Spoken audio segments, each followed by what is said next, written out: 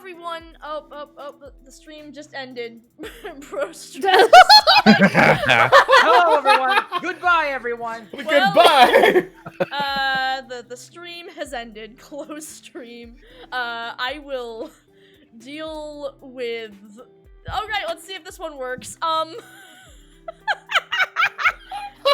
off to a good start. I feel like this one's a winner. Hi everyone. Welcome to Masterpiece Fanfic Theater, the show where for some reason I keep willingly coming back so everyone can just roast baby me for like 3 hours straight. And yeah, for some reason that's what I've decided to do with my life.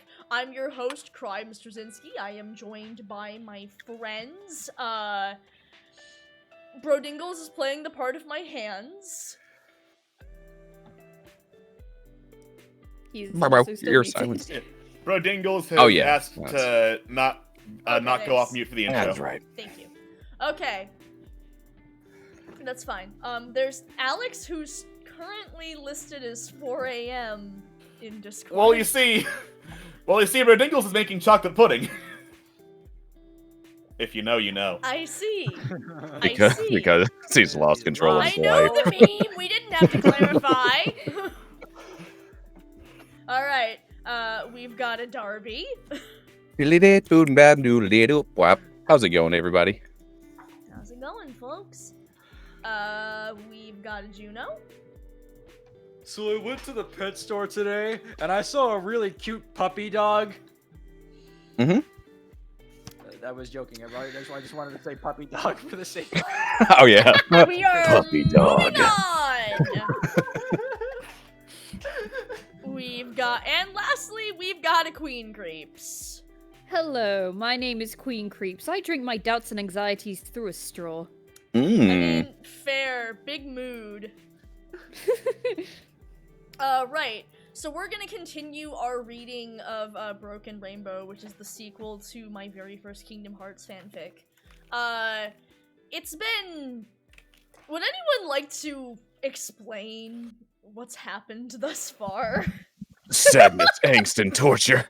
There was a lot of whipping going on. Okay, to be fair, there wasn't really any whipping that occurred in our most recent escapades of But it's So, there before. Oh yeah, it was nice. So Sora died and has to get the 6 magical MacGuffins that are different from the last 6 magical MacGuffins Yes. in order to come back to life. Totally A different bunch this of Yu-Gi-Oh characters are getting tortured, and it has nothing to do with Kingdom Hearts.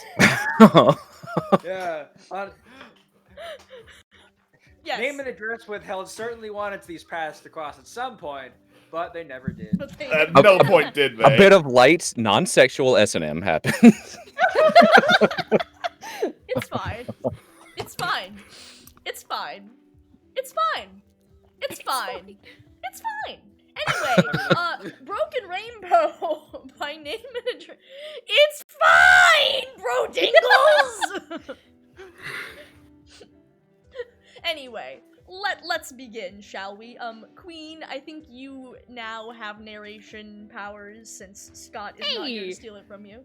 So congratulations. Perfect. Alright, so let us begin. Nice. Broken Rainbow by name and address withheld. Chapter 10. What is fear? It's reading this fanfic. It's watching other people read this fanfic. I mean, you. yeah, basically, what is fear? The feeling that I'm experiencing right now. Jesus fucking Christ. What is fanfic but a miserable pile of secrets? God! Secrets is right. Yow. It's fine. It's fine. Wow chicka wow wow. Shut up. Okay, so... let us begin. Whoa! Check it out, guys! It's the new chapter, and it took me less than 3 months to update! Yay! Woo! Woot. Ooh. So anyways, time for a pointless update to you all over how my life is going. Yay. Yay! Yay. So earlier this Saturday morning, I was watching Yu-Gi-Oh! And here they are in this arc with the Noah kid. Oh, so awfully dubbed, I might add. And the virtual world and whatnot. Now I am fine with this storyline and whatnot. But does anyone remember Battle City? You know, the quest to defeat Malik and stop him from destroying the world? You know, the one on the battleship with the god cards? That hasn't ended yet! I feel seriously sorry for anyone who just now decides to start liking Yu-Gi-Oh! They aren't gonna know what the heck is going on. Okay. Our character, that is exactly where I started watching So how confused were you? Very. All I knew was that there was just this evil green-haired kid. Anyways, hyphen ___ hyphen no kidding. I mean, just think, they'll finally get back to the Malik thing and all the newbies are gonna be like, what? Confused face. I'm taking over Yugi's body. Oh yeah, we need a new Yugi because Shiner's not here to play Yugi. Who wants to be Yugi? I'll be Yugi. Darby, do you want to be another anime protagonist? Yeah. Congratulations on the other anime. Yeah. Gee, I gotta look up how Yugi sounds. I mean, that actually wasn't too far. I mean, you basically got it. Yeah. Okay. Gee, anyone remember Duelist Kingdom? You know, back with Pegasus? Man, that was a long time ago. So many dots. Yeah, anyways, I'm done with my geek rant. Review answering time. Celtic Guardian 7. Yay, my limbs did not get torn off. Yay! Asterix hands you another cookie. Don't kill me for this chapter being late too. Sweat drops.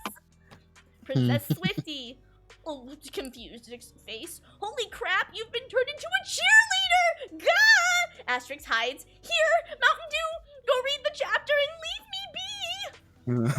Fire Sparkler 00. Yeah, I updated again. Took me like a month, but I did it! Oh my god, does Sora make it? Read the chapter and find out. Does Yami beat Bakura up? Read the chapter and find out. Oh, and here's a Pixie 6. Your name is cool.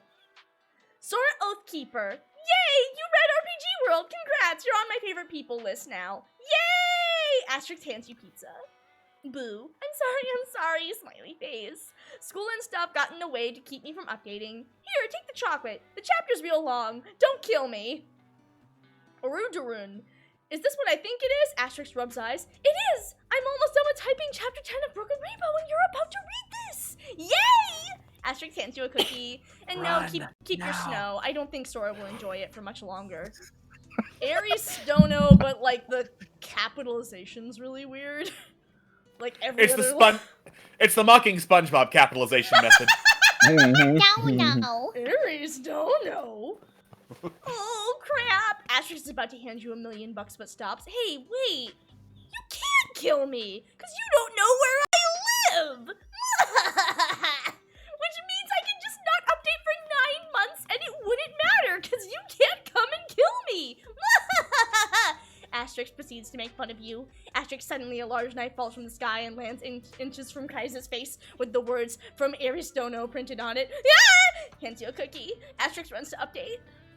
Jalen. Me too. Of course, with my love for angst. Who knows? Asterix hands you a pencil. Enjoy the chappy!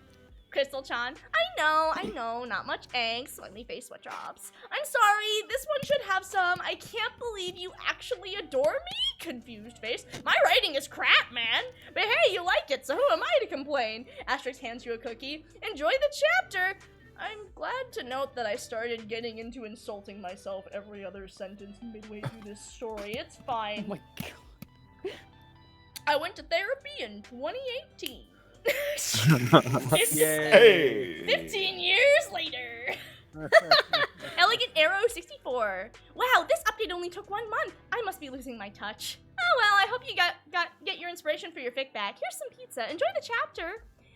Sakura Starfire. Wow, oh my god. Oh, she joined my fucking What? Oh, this was a roleplay board that I was on where I played Sora. It was called Black Dreams a Turtle, aka BDE for short. I played Sora. BDE stands for something very different nowadays. Does it? I don't want to know. Okay, anyway. Wow, you joined BDE? No, I don't want to know. I'm moving on. Oh my god, you know. Yeah. It's not even bad, it's just big dick energy. Oh, Oh, well, okay. Okay, that's less exciting. Wow, you joined BDE. Asterix high fives you. Awesome! I can't wait to RP with you. Asterisk hands Sora's crown necklace. This chapter is long. Enjoy it. Stars, dreams. Yes! There you go. Control of the Muse 101. Asterisk hands you a bar of chocolate just like the pizza. This fic is going to go on forever. No kidding. Grin. And just think, we're hardly even in the beginning. Grown. Anyways, I don't own Yu-Gi-Oh! Or Kingdom Hearts or any other anime or video games that should appear in this fic. Trust me, there's more to come. Now on with the chapter. Oh god. Oh, what is this? I forgot. I'm suggesting listening music. Okay, so listening music is still People of the North Pole. So many periods. What? Stop staring at me like that. So I'm a sucker for pretty music. Stop that. Oh, it's a Final Fantasy X song. Yes, it is. It's a good wonderful. song, okay? Yeah. Fair enough. Final Fantasy X has a really fucking good soundtrack. I am not incorrect. No, fair Anyway, proceed. Sora let out a grunt as his gloved hand gripped around, outcropping above him. Sweat was beading his forehead from exertane as he hauled himself up to another ledge upon the cliff wall. Sora sat on his knees and panted, trying to catch his breath. An icy gale blew past him and the key bearer shivered, rubbing his arms. Jeez, it's cold. He said to himself, summoning a small flame into his hand and attempting to gain some warmth from it. I really should start wearing long sleeves. Sapphire eyes gazed down to see the progress he had made. He was probably about a mile or two up, the ground nothing but white below. At first, things hadn't been too... though. He's climbed a hill and came to a trail that wrapped round the foot of the mountain. Nice tense swap. He'd followed it, only having to deal with a few jumps here and there.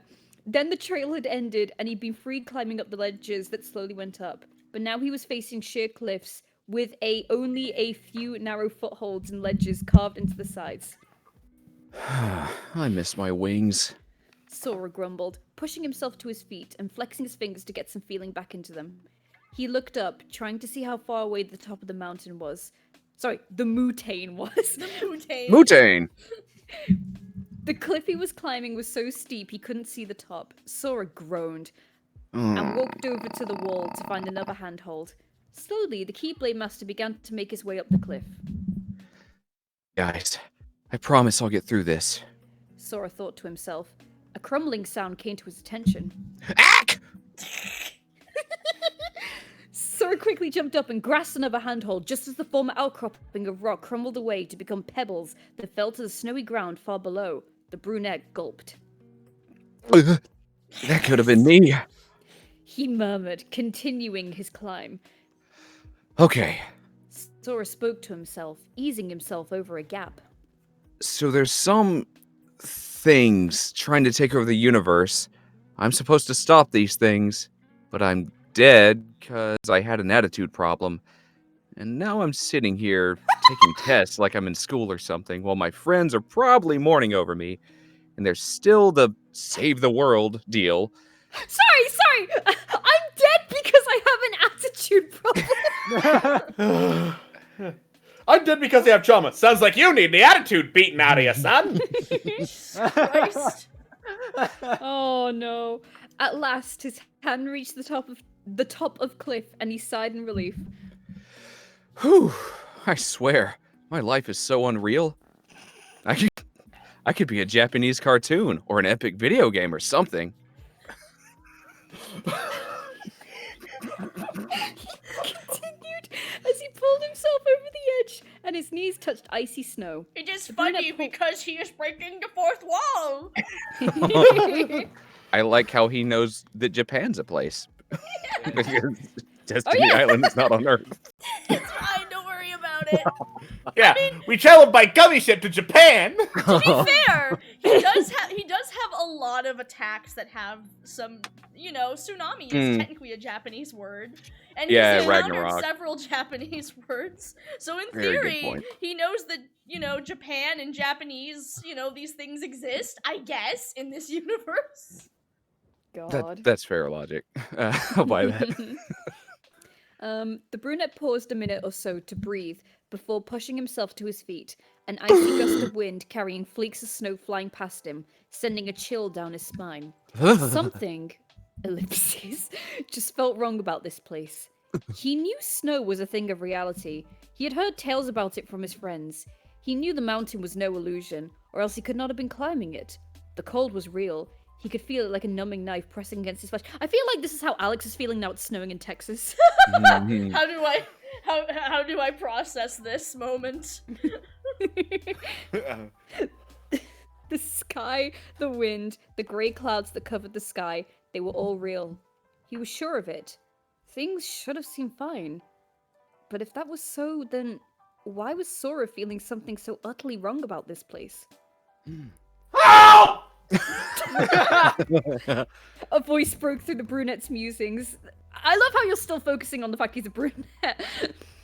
Okay, listen, baby me is starting to follow the fanfiction rule of every paragraph or so, you have to switch to a different descriptor, and most people go with describing them by hair color. Yeah. It's not because I had a particular focus, it's because that's the standard of the writing, of fanfiction writing style. Those are the It was rules. the style at the time. It was the God. style at the time. No, I followed this Harvest Moon fanfiction once, and they always described the couples as the blonde, but the thing was is that they were both blonde, so they just kept changing the spelling of blonde. Oh no! Very good. A voice broke through the brunette's musings, and Sora turned his head towards the sound. Help! Oh, The voice cried again, nearly lost amid the blowing winds. where are you? Sora called out, closing his eyes and attempting to see if he could sense the person. If he could with wings, did that mean without them he couldn't? It was faint, but he could feel the person several yards away. Help! The voice called again. It's okay. I'm coming. Sora yelled, hoping the person could hear him. Just hold on. Sora followed the sense and the voice until he came to a sharp drop-off. How could anyone be here? He wondered, getting to his knees and looking over the edge. The cliff was completely vertical, only a few inches of jagged ledges jutting out here and there, and hanging from a branch coming off of one of those ledges about 30 feet down was a man dressed in hiker's, capital, clothes, some fiery red hair escaping from escaping from under his cap. The rope attached to his harness apparently had snapped. He was hanging onto the small branch with one hand, the other grasping for the ledge just out of his reach. The long arm of wood sagged under the man's weight and looked as if it'd snap at any moment. The man looked up at Sora with pleading hazel eyes. Help! Please don't help me! The Keyblade Master gulped, looking down at the man so popular. Stop! Struggling I to politely keep- request that you do not make that noise again. Okay. struggling to keep from falling several stories to his death. Also, Darby, it's opposite day. Please keep doing it. No, genuinely, please don't do it. All right. I won't. Okay. God. I would save him, but I don't have my wings. And there are hardly any handholds. Sora swallowed. Gulp. Sapphire eyes closing. It's so high up. He backed up a bit, images from his childhood flashing through his mind. Flashback. Yay. A small 3-year-old chestnut-haired boy panted as he pulled himself farther up a giant tree, pulling himself up to the highest branches. Sora's mommy. Oh, this is Sora's mom's voice. Who wants to be Sora's mom? I guess I'm... Sora! Thank you. The boy's mother cried. Boys plural. You get down from there! You fall! You sound like Mickey Mouse. I'm actually Sora's mother. I was gonna say you sound like Minnie Mouse. No. Boy giggled. Years! She does have one. She has like what, 2 lines in the Right? game? Sora, come down for dinner and never hear from her again. Sora! Sora! Sora! Sora, come down for dinner. Anyway. The boy giggled. The boy giggled. No, mommy, I'll be fine. Don't worry. The woman bit her lip and stomped her foot. Young man, you get down from there this instant. But I want to go up really high like Riku did. And Riku broke his leg. Now get down from there. The boy laughed and continued to climb. I'll be okay, Mommy. I'm a big boy. Sora! Still, the chestnut boy climbed high. The chestnut boy The climbed higher. chestnut boy! I am a walking chestnut. Watch me climb.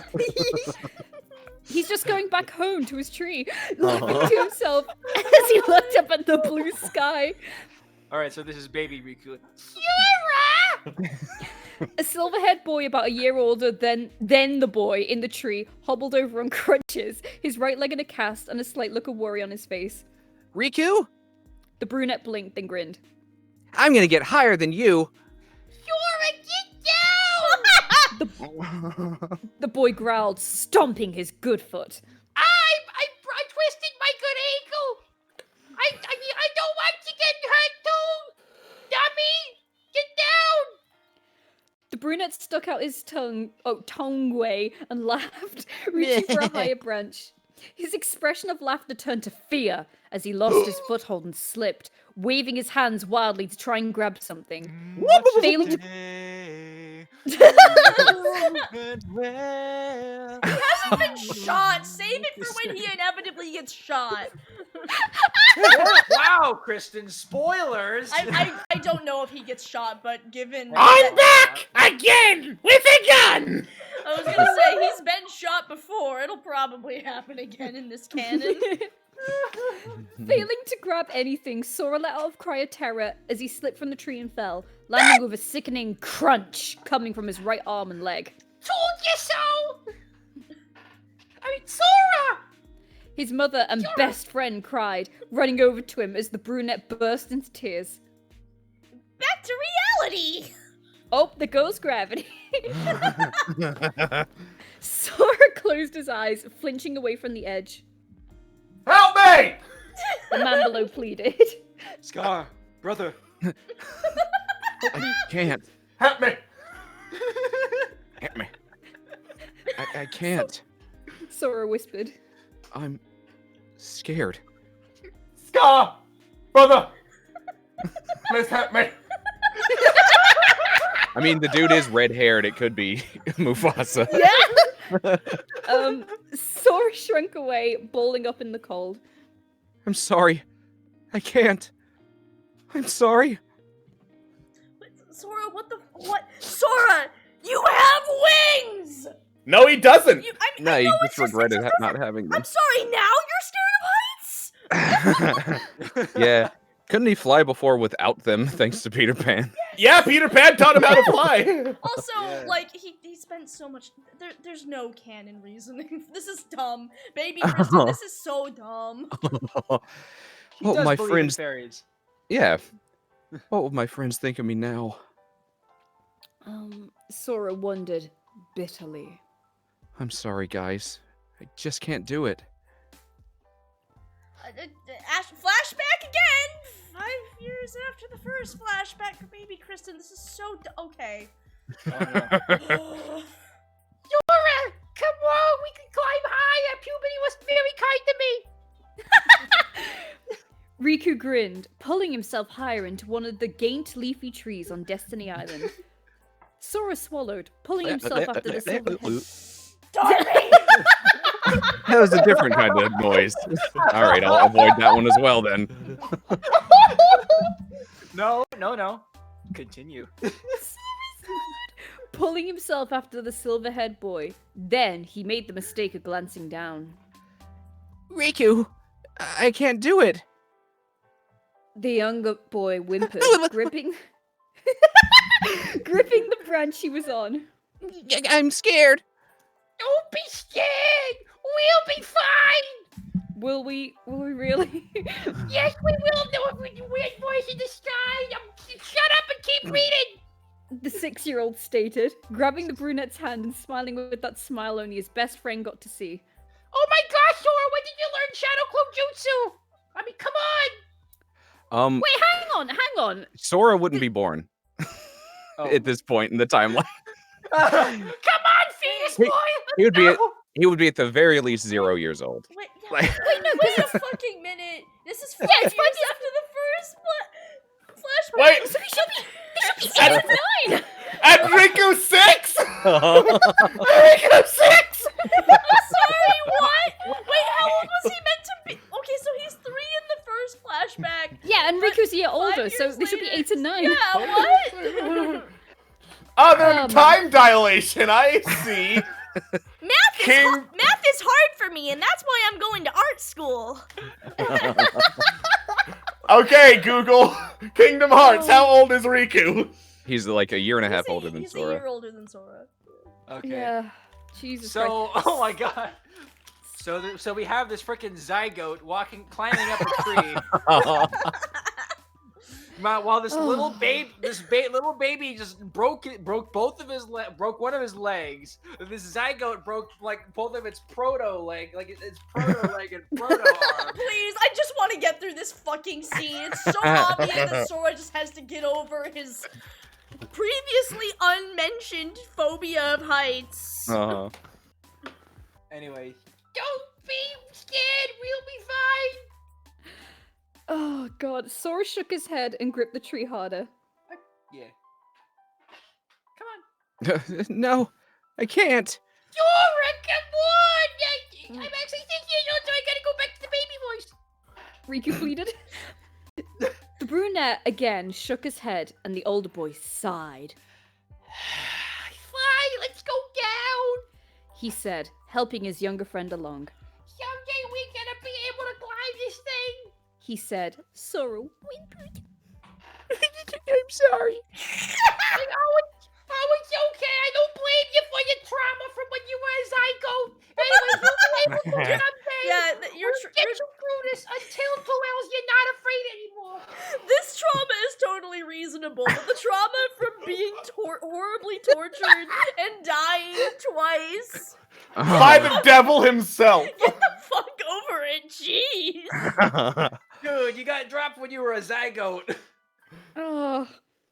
Get Riku over it. smiled. You couldn't even form lasting memories. You couldn't even form anything. You were a zygote. Yeah. La. Sora whimpered. Oh no, we already did that. Sora Sora nodded nodded. even. Yeah, maybe. Riku grinned. We will. Say it with me. We have a pretty good grasp on English for a 5-year-old. Oh my god. Sora smiled a little being one word. We will. Louder! We will. Paragraph break. That's Yeah, Come large on! paragraph. We will. Bet you can't yell it as loud as me! We will. Riku smacked. Long paragraph break. Yeah, there's a lot of weird paragraph breaks in Yeah. this section. I don't know what's going on. Where did your beta reader go? That's more like it. Come here, you! Noogie time! Oh wow. The silver-haired boy laughed, pulling his best friend into a headlock and giving the smaller boy a noogie. Sora let out a cry of protest and ended up laughing along with his friend. Back to reality again. This is definitely a That's Riku line. Oh, is it? He says it in the game. Give it up already! Come on, Sora! Oh, it is Riku. I thought you were stronger than that! Sora's eyes narrowed and he pushed himself to his feet. I'm You here were for right, something Riku. Oh, Juno. He whispered. I won't be afraid anymore. He walked back to the edge. I'm coming. Sora reassured, pulling himself over the edge and easing himself to the nearest foothold. He summoned energy into his palm and pressed it against the icy stone wall. As he pulled his land back, a solid line of energy followed. That's land back. Just pulls the whole wall out. Congrats, Sora's an earthbender. Sora gripped this and gave it a tug. Nodding, he continued his way down, creating the rope as he went. I totally lost my. Okay. Just don't look down. A gale of wind blasted against the teen, and suddenly Sora was blown from the wall. Ack! Sora cried. Flashes of his fall as a boy running through his mind. He shook those away and reached out, grabbing the rope he had been creating and holding on as he was swung back to the wall. He winced as his shoulder hit the cliff wall and grabbed another outcropping. Sora closed his eyes and breathed, concentrating on that. Finally, he opened his eyes and continued downward, finally at the same level as the hiker. Don't worry, I got you. Sora said, grabbing the man, whom he now realized wasn't much older than he was. Thank you! The teen smiled weakly. Sora smiled as well before closing his eyes and allowing the rope of energy to retract, taking him and the hiker with it to the top. Now on solid ground, Sora slid to his knees, breathing hard as the fiery-haired teen sat down beside him. Thank you! The teen said, pulling off his cap. Sora nodded. Nod. Then the fiery-haired teen grinned. Congrats, man! You just passed the test of courage! Sora blinked. What? The teen grinned, his clothes changing to those of a sparkly, baggy hoodie with the kanji for fire on the front. And baggy jeans with a flame design. Oh my god. A black baseball cap pulled backwards over his fiery red hair and two flaming wings bursting from his back. Sora's eyes widened. You're... You! Courage! Soldier Nice to boy. meet you, bro! The teen grinned, slapping the brunette a high five. He blinked as Sora stared at him. What? You thought we were all chicks? Sora grinned sheepishly. Well, yeah. That is sexist! I say that immediately reading the next paragraph and regretting it.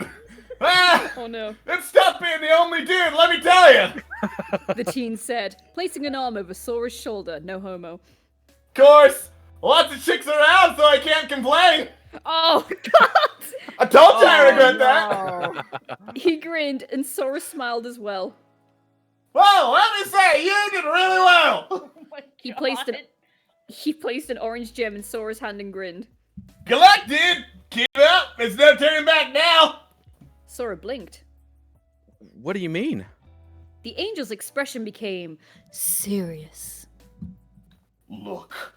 He said, pointing over at the drop-off they had come from.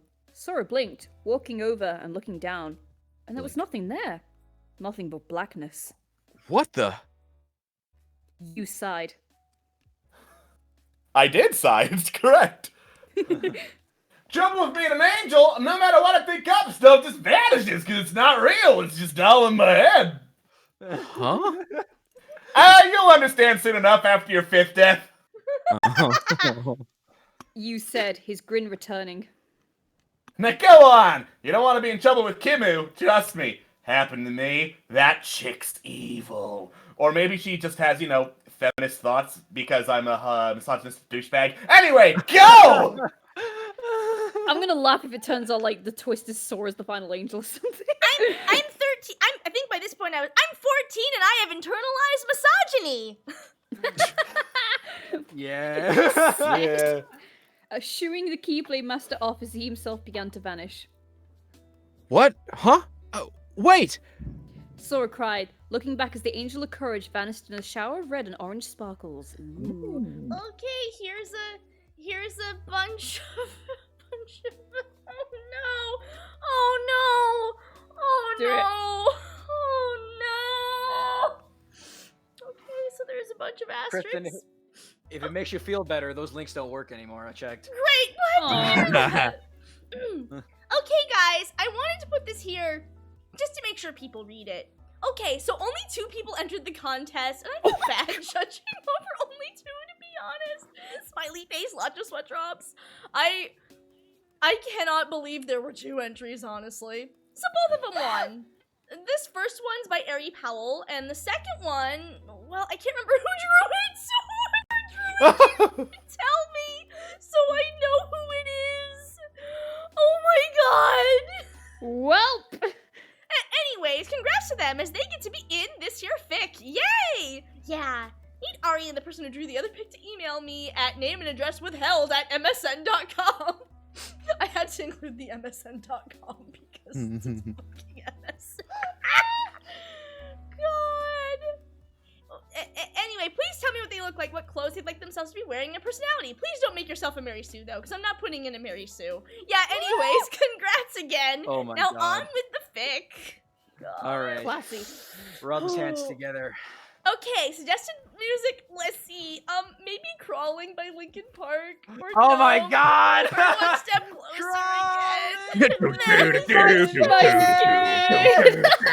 Crawls, they will not crawl. I wanna die. Someone please just fucking kill me. I want to be deceased. Hey, Kristen, you want to know how I got over the shame of reading my old fan fiction? How? I became so numb I can't feel you there. Become so tired, so much more. I wanna die. I want to die. No, you don't. We can do can't this. die. You can't die, not until DMP's over. God not fucking even then. damn it! You have a Remember the blood oath, pact. Kristen. Remember You the have a blood pact. God, Remember you have the the blood blood pact! All right. Boy. Right. Yami smirked, looking up at his former captor. Well, you've lost the game. So I'll be taking my friends and leaving. He said calmly. You can just stay here. I think you need a timeout anyway. The former pharaoh turned, his aura of energy dimming slightly as he began to walk through the rubble. Hold it right there, pharaoh. A voice sneered through the blackness of the shadows that were beginning to disperse. Yami looked towards the voice, eyes narrowing. Tomb robber. He snarled. Two eyes flashed an eerie blue in the blackness. Correct, Pharaoh. The voice sneered once more, an eye of Ra flashing to life in the dark. The shadows slowly slid away to reveal the ancient spirit, an aura of midnight blue sparkling around him. His silver hair blew out behind him, giving him the appearance of an insane man. Bakura turned to eye his now captive partner. The Pharaoh beat you! That's pathetic! He smirked, when the only response he received was a snort and Marek looking away. Bakura turned back to the current problem. So then, Pharaoh, we finally managed to lure you out. I figured as much. Only a sap like you would care for that weakling you call a partner, he sneered. Yami eyes flashed dangerously. And again, Yummy eye. again, energy began to pulse around him, dancing like flames. Don't talk about my Hikari like that. He growled. Oh, but of course, I almost forgot. You're the sniveling fool who actually considers your light a...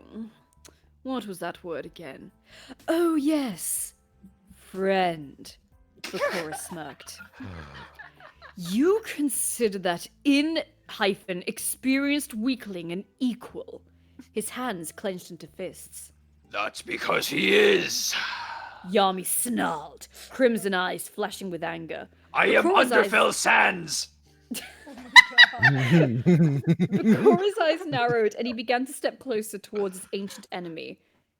You disgust me, he growled. All your whining do-gooders disgust me. How could I have lost my life to a smiling sucker like you? Yami growled. You know why you lost, Tomb Robber? Because I play Pot of Greed! I mean, because no matter how much you ramble about weak do-gooders, your cruelty and hatred is what makes you weak. I activate my trap card, Uno reverse card! Oh, of course. Only a weakling like you would say something like that.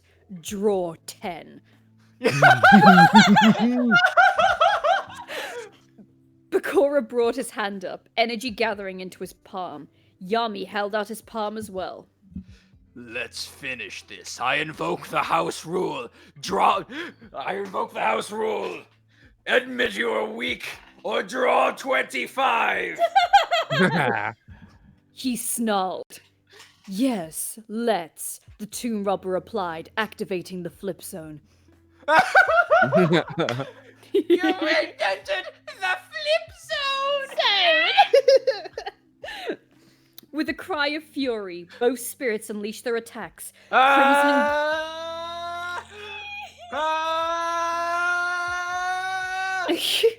Crimson Crimson and gold flaring against sapphire and silver. The sad fact is that I'd probably write that in a story now.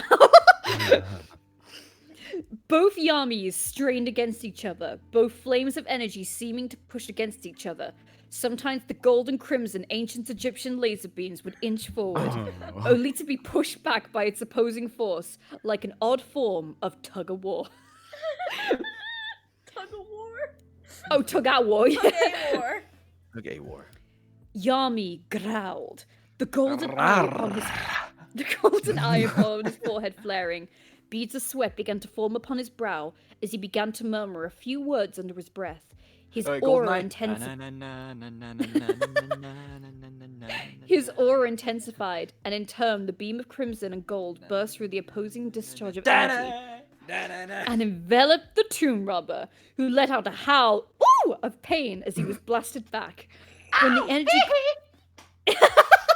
When the energy cleared, Bakura was standing to his feet, wiping a trickle of blood from his lip. He smirked, the aura of magic still dancing around him. Is that all you have, Pharaoh? Yami scowled, breathing heavily, the aura surrounding him beginning to dim. He pulled out a card, holding it above his head. Himotama! He called out. What? I guess it's a card. I guess it must be a card that exists. He called out. The card flashed, and there was a rumble. A large ball of flame rained from the sky and slammed into Bakura. Yami smirked weakly, and that smirk faded as from the flames came only laughter. Honestly, Pharaoh, the tomb robber smirked as he stepped from the flames, hardly hurt. This is pathetic. Though I suppose this is all I could expect. You're as pathetic as your Hikari. Yami let out a snarl of rage, his eyes now glowing with golden flame. You're not new when you're hungry. Eat a Snickers. Wow, I feel so much better. Thank you, Bakura. The energy surrounded him, and he closed his fist around the chain of the Millennium Puzzle that hung from his neck. It is because of my Hikari that I am strong. He growled. With him at my side, nothing can stand in my way. You, of course, would not understand this concept. The energy pulsing around him now drew into his fist. He released the puzzle and placed his glowing fist over his heart. I hope you enjoy your private chamber in hell. You sounded Scottish when you said that. I hope you enjoy your private chamber in hell. Yami snarled. Tenchi no Aki no Reiki. The energy within Yami's palm burst outward at an explosion of light, enveloping the entire room with crimson and gold. The energy destroyed all the rubble on the ground, and Marek shut his eyes to avoid being blinded. When the blast cleared, Bakura was hissing in pain. Then he smirked. Not bad, Pharaoh. You actually popped me a good one. I'll pop something else if you don't. I'm kidding. But I can see you're spent. You didn't have to say it like that. Sorry, popped me a good one. I can see you're spent. Yeah. What? Kristen. Kristen. It wasn't intended that way! He looked at Yami. I'm sure. Listen, I'm sure that Christian just had a long string of these unfortunate phrases with no real meaning whatsoever, with no ulterior meaning. I mean, I was not. Thank you, bro. Yeah, that's right. Was not the intent. I mean, you're laying on the denial pretty thick there. No. Oh my god. Thank you, bro Dingles. Thank you. Thank you. Thank you, Farmer Dingles. God. No, please, no, wait, save that, please. That's an excellent reaction image. He looked at Yami, who was panting. Oh, golden flames merely small flickers of energy fighting to stay, as opposed to the powerful blaze surrounding Yami before. Yami growled, attempting to stand up straight before falling to his knees. The former tomb robber walked over, picking Yami up by his shirt collar. Now, you will pay for all that you did to me. This wouldn't have happened if I had Crystal Beast, Amber Mammoth. Name me Jesse! Get hasta la vista, baby! Oh, I missed the crystal What beast. is this? Oh, What? you GX. No, I'm sorry. I'm reading ahead, and I guess I wrote like some weird lyrics. What the They're fuck? in Japanese. And I think those are the lyrics to Hymn of the Faith. No. I'm pretty Ah. sure. I think this is meant to go to the Hymn of the Faith, but I'm very certain this is not Hymn of the Faith. Hymn of the Alright. Faith lyrics. Let's look this up just for fun. I'm like, oh no, please, no. Alright, him. It's not the lyrics to Hymn of the Faith. Yeah, it's for sure just like words that I put into like a Japanese to English dictionary and then just sort of set to Hymn of the Faith. That's Great. so lame. Please don't So sing them. I Please know don't. neither Hymn of the Faith nor Japanese. Here we go. Oh god, I'm gonna die. I'm gonna fucking die. This is going to actually kill me. Please Alright. don't sing it. Please don't. Please, no. Okay. I promise I will not sing your stupid Hymn of the Faith song. Thank you! Okay, let's see. Suggested music, Hymn of the Faith from Final Fantasy X in the beginning. I wanna die. Sora grunted an exertion. I spelled exertion right this time. Yeah, good job. As he pulled himself up to another ledge, he fell to his knees and panted. Guys! Fucking god. After a few moments of simply breathing, he noted it wasn't cold anymore. Ooh. He blinked, looking Blink. down at the solid stone ground. He looked around, ahead of him.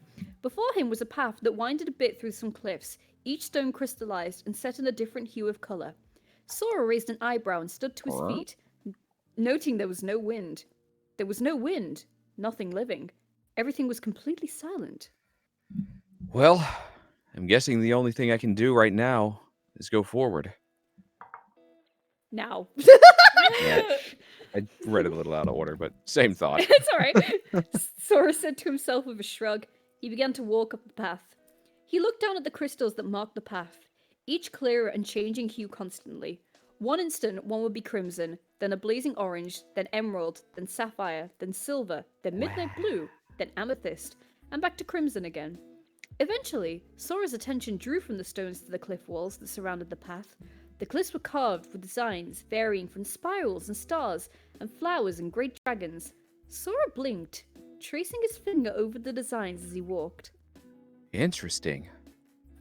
Zankoku no tenchi no yoni. Cursed! I wanna die. You told me not to sing this. Thank you. Yes. That's better. It's better. Thanks. A high, gentle voice barely reached Sora's ears, singing in a language unknown. Sora's head It's quickly turned Japanese, towards... Sora. You know what Sora's- Japan is. Yeah, I was gonna say! Sora's head quickly turned towards the sound as the voice repeated its song. The voice came from further up the path. And I would walk 500 miles an hour. Chala! Hechala! Nanika o kitemo kipon! A small, innocent-sounding voice of a young girl came now. The Keyblade Master blinked, continuing up the path. Oh, Canada! Several voices sang at once, their voices a wonderful range of both high and low.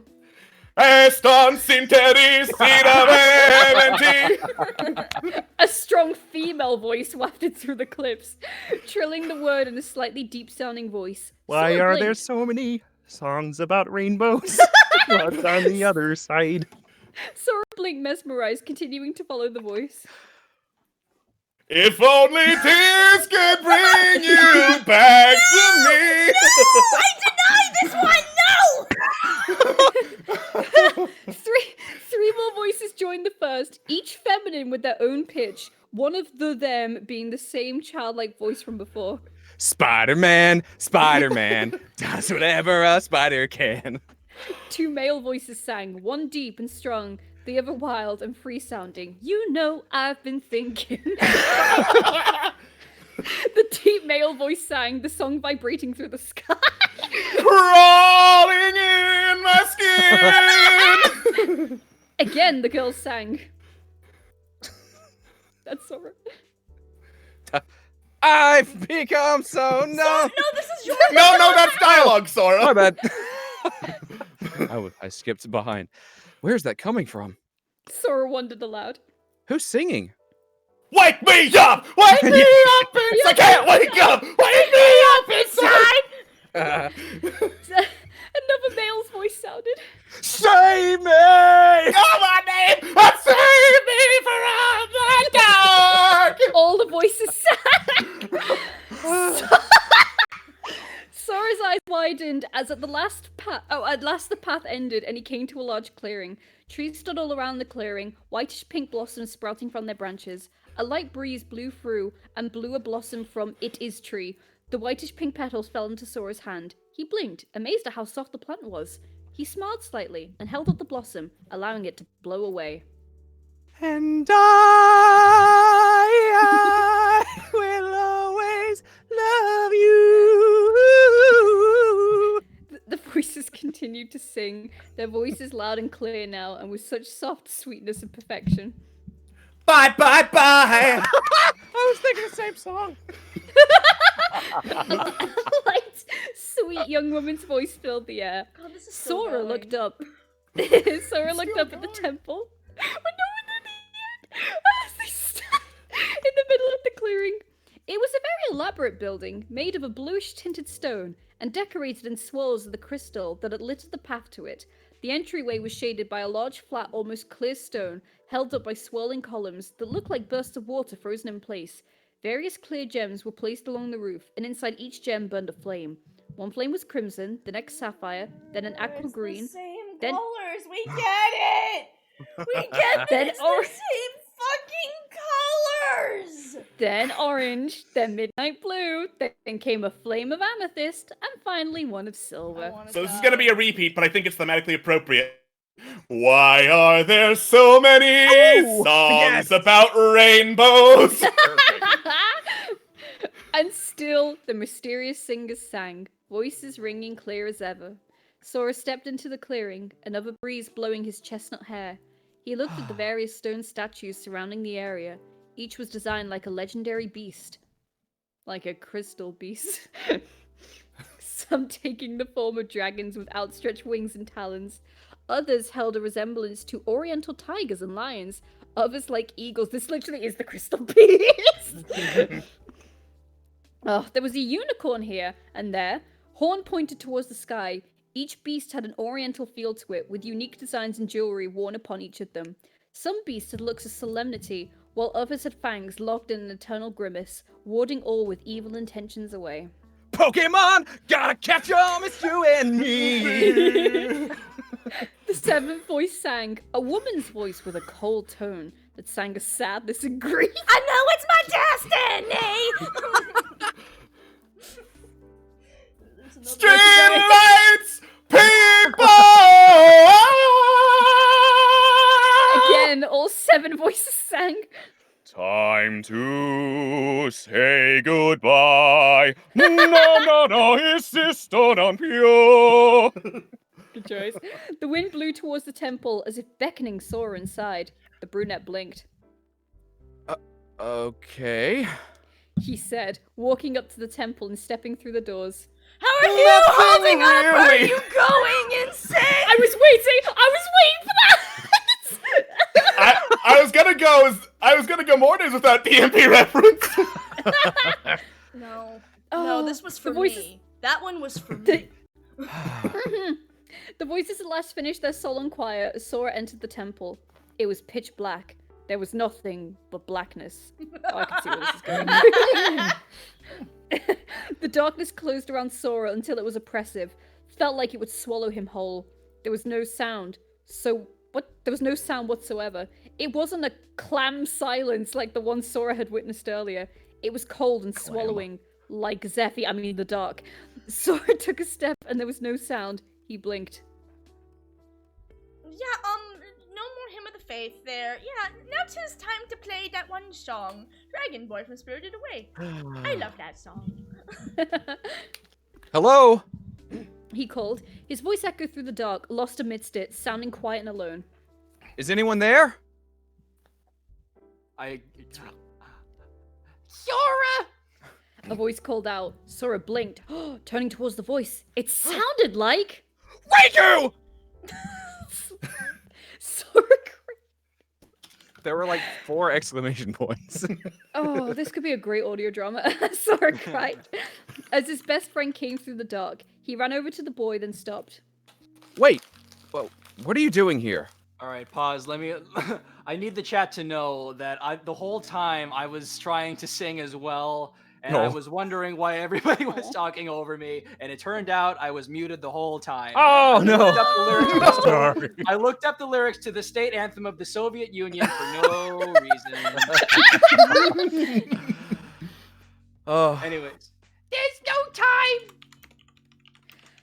Riku cried, grabbing Sora's wrist and pulling him. We have to get moving! The darkness is moving fast! If we don't get going, we'll both be forced to sing the Soviet Union anthem! So use never see me respond. Oh no, it's already starting! I mean, die! Sora blinked as he was dragged along. What the? Riku? He winced slightly as his friend's tight grip. Riku pulled Sora through the dark. Sora could see nothing at all. Nothing all save for Riku. But somehow Riku seemed to know exactly where he was going as he strode deliberately. Riku, Sora gasped behind his best friend. where are we going? Just trust me! His friend called back. The darkness swirled around them, rising up and taking form. Sora gasped, watching as they took the shape of Heartless and his various enemies from the past. oh, finally, a Riku! Heartless open fic. Sora cried. Don't worry! The demon. I thought that said deers for a second. The demons came closer now, bearing wounds from their battles past. I'm just so afraid of these Okay. deer. These deer. Okay, little trivia though. Me and Juno the other day were reading up like the plots for like the original stories for a load of Disney films. We read Bambi, and it's really fucking dark. Yeah, Correct. It's a dark movie. Bambi's a dark movie, and it's still nowhere near as dark as the original story. Yep. Yeah. Bambi's Right. fucked up. So, right, the demon deers came close now, bearing wounds from their battles past, hands outstretched as if to grab him. Or who's outstretched? They growled menacingly, reaching at him with bloodied hands, hooves, and torn limbs. There were not actually any deer. This has been added. Oh, this demon. Riku! Don't worry! As long as you trust me! You're hyper-realistic blood, I can't touch you! Right, what reason would we have to trust Riku? That's He's not our very nice! friend. He's my He's our. friend. God. Sora flinched away from the shadows as they drew even closer. He wondering where his best friend was leading him. Something just didn't seem right. Sora. A voice hissed, and Sora felt a bloodied hand touch his arm. With a cry, Sora flung away the battered arm of Jafar. What? Ew. Hello? Ugh. Hang on. I thought Jafar just got sucked into the lamp. In Shadow Revenge canon, apparently Sora fucking murdered him. He got brought back to life by Lucifer, remember? Oh yeah. Oh right. no. Wait, does this mean? Oh fuck. Okay. He winced as he felt Riku's grip on his hand tighten slightly.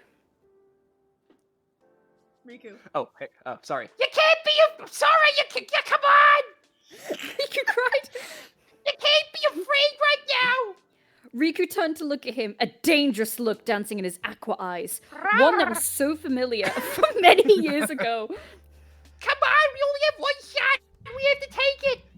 Sora's eyes closed shut. Something about Riku wasn't right. It reminded him of Destiny Islands, of the night when it was destroyed.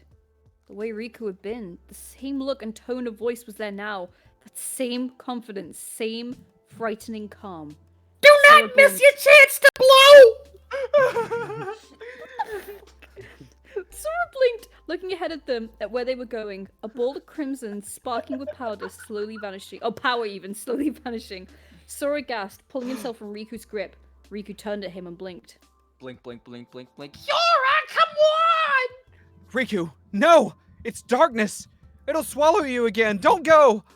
Sora cried. Of course I know that. Riku cried back. I know what it looks like, but you have to trust me.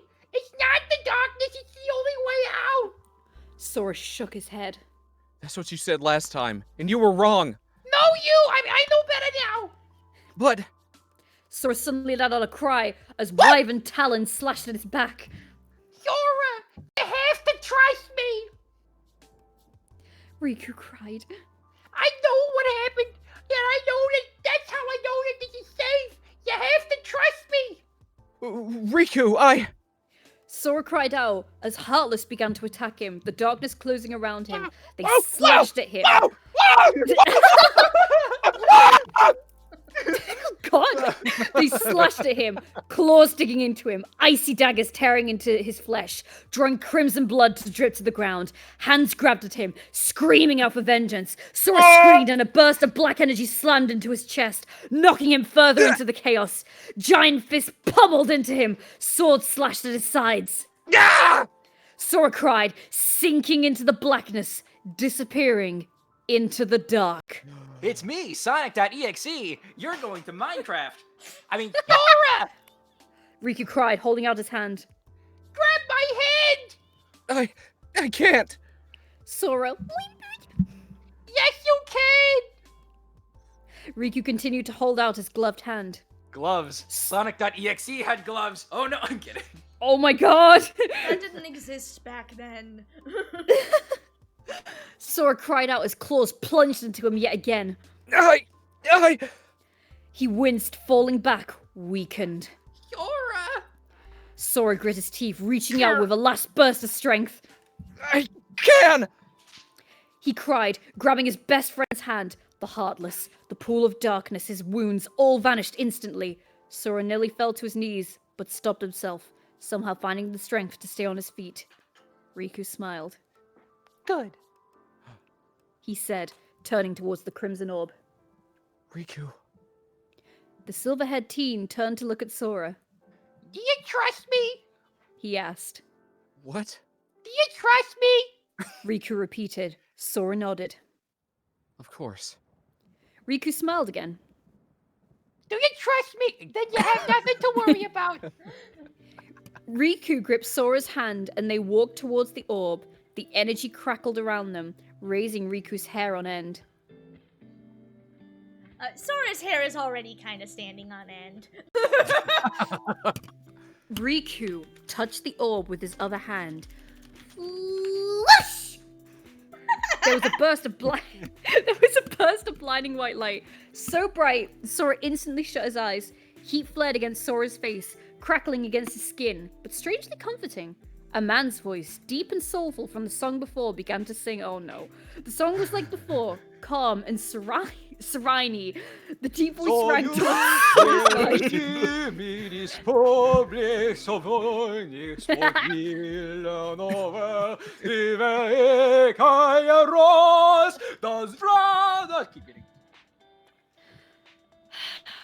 That was beautiful.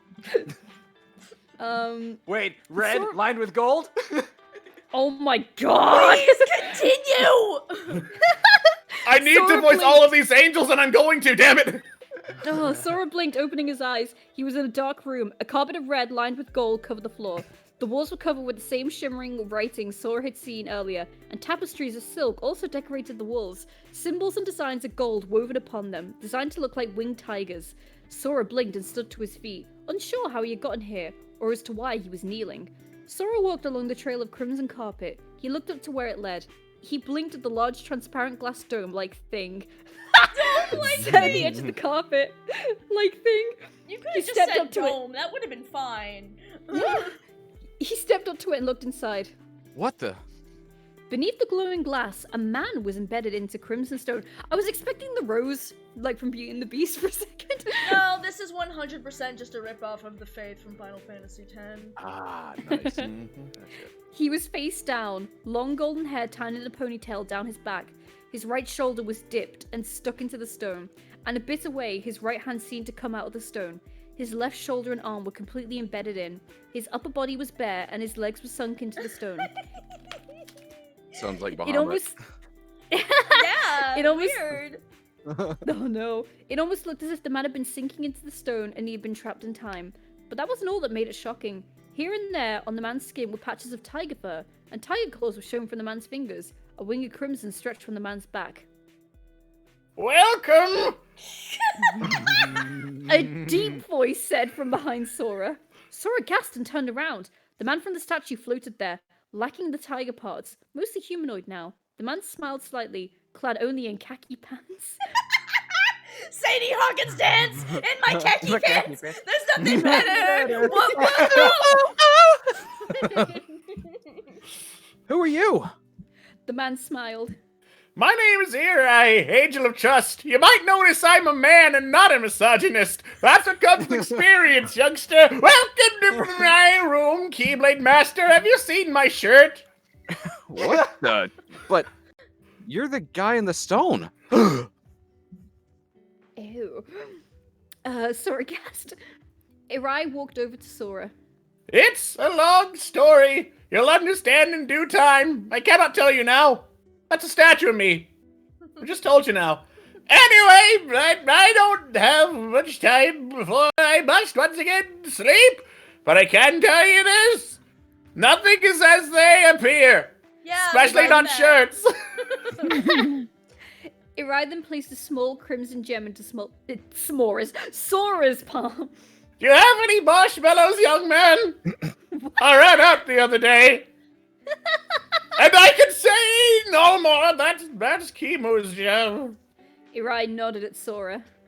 Your task with her is not yet complete. It's never complete. She'll keep stringing you along. Like the she-devil she is. But the tiger in me kind of likes that. Anyway. Stop! You didn't have to be that way. I didn't write you that way. Anyway, I go through that door into the second one in the hallway with the purple mark on the door. But that's where the next test is, I think. Good luck, Keyblade Master. Have you seen my shirt? With that, Eri vanished, shirtless. Sora blinked as the gem in his hand vanished in sparks of ruby. He smiled and turned towards the other end of the room to continue on. So many asterisks. All right, finally done with chapter 10.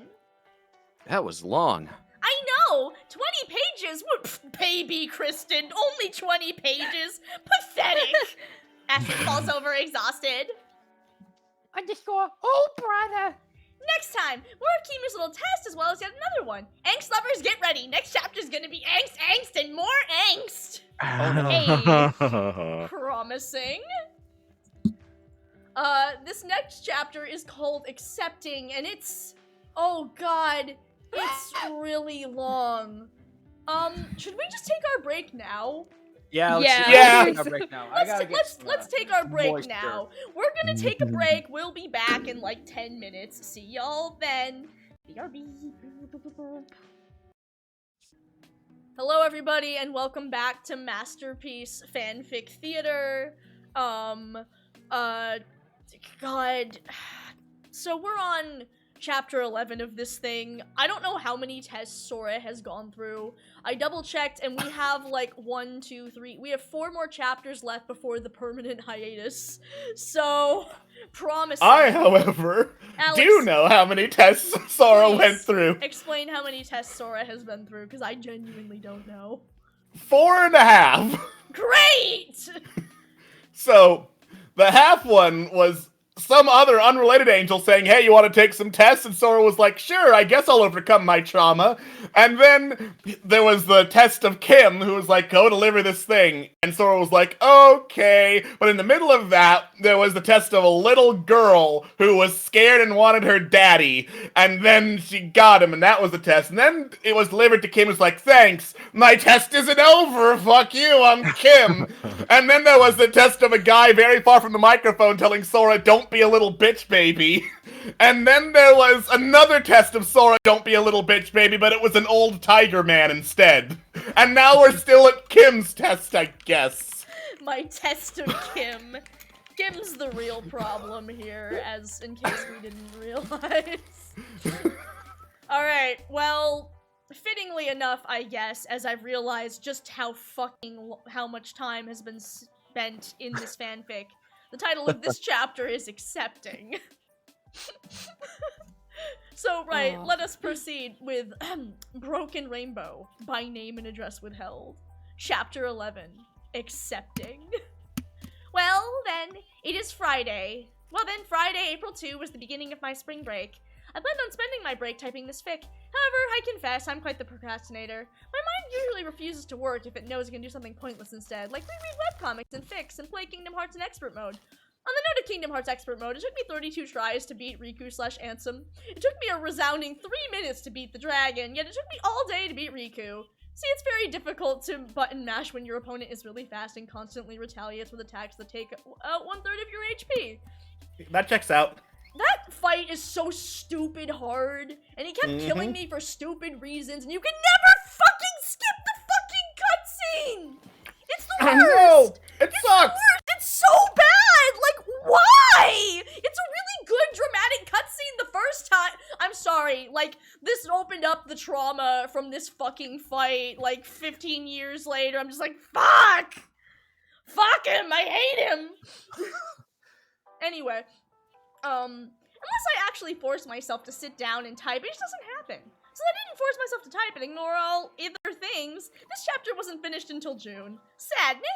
So I'm gonna have to work out a schedule somehow. I figure I'll give myself about 2 days of a break between typing, and then a day for each scene I have to type. So I can get out about a chapter a week. I spelled the schedule differently this time. I'm skipping to the schedule till I get Microsoft Word, in which case I'll start revising old chapters. Once I'm done with that, it's back to 1 chapter a week.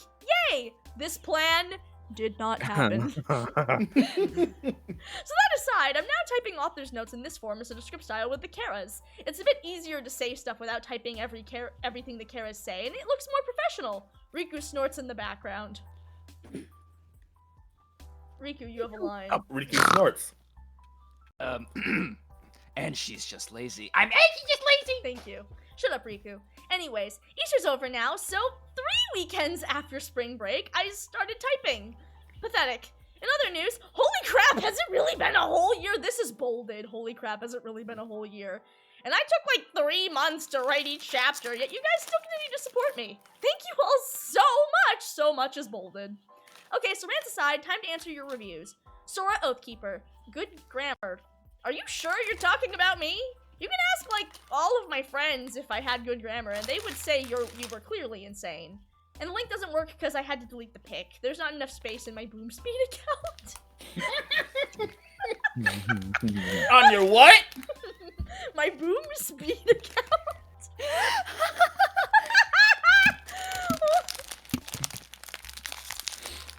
Yes, Shrek 2 is friggin' awesome.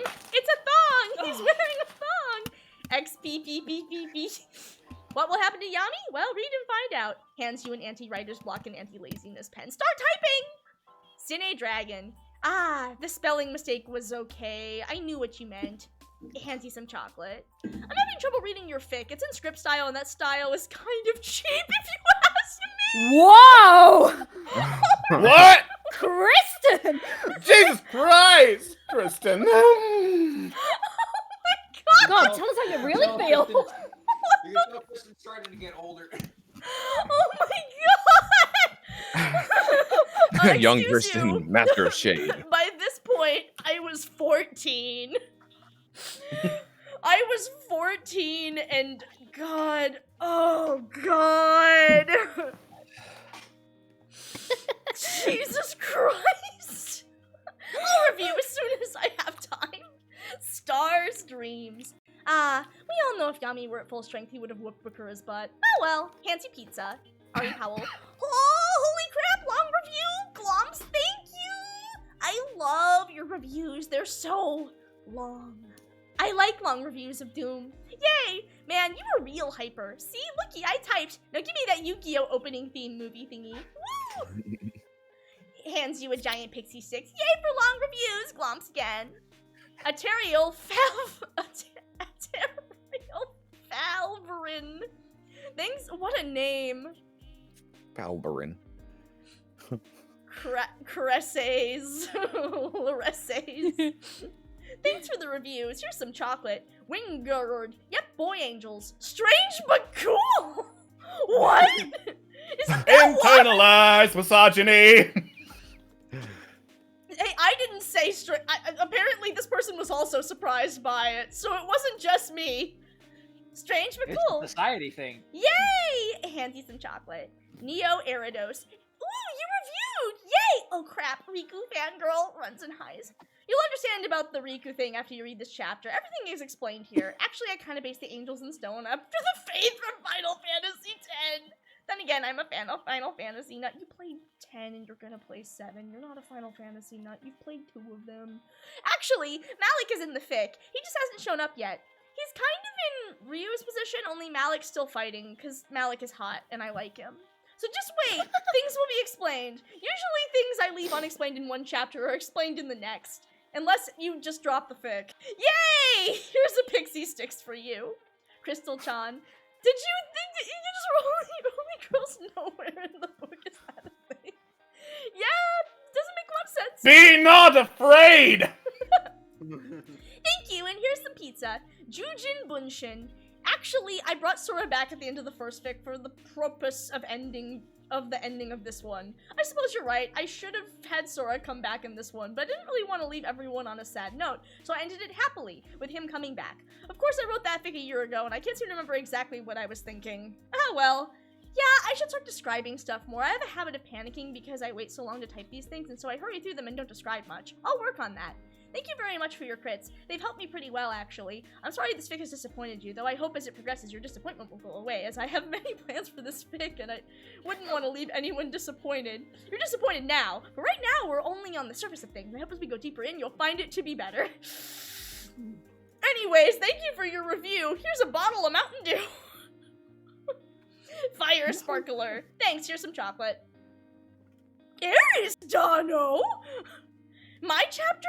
Perfect? Ooh, confused face. You're clearly crazy. My writing is anything but perfect. But thanks for feeding my ego anyway, Sweatdrops. And yeah, I use different languages. The song is a mixture of Italian, Portuguese, German, Dutch, just about every language you can find on Babelfish. Yeah. As a few of my own made-up words. But yeah, you got that line right. Congrats. Here's a piece of pizza for you.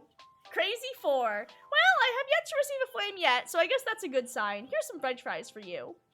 Elegant Arrow 64. Thanks. I think this chapter is just as long, if not longer. I know how it feels. I have many fandoms in my mind. Kingdom Hearts, Final Fantasy X, One Piece, Shaman King. And maybe The Lord of the Rings right now that I've watched the first movie. Frodo is so kawaii. Glomps Frodo. I died a little inside hearing that. Thank you. But he's so kawaii, Alex. Saruman is so Sugoi Desune.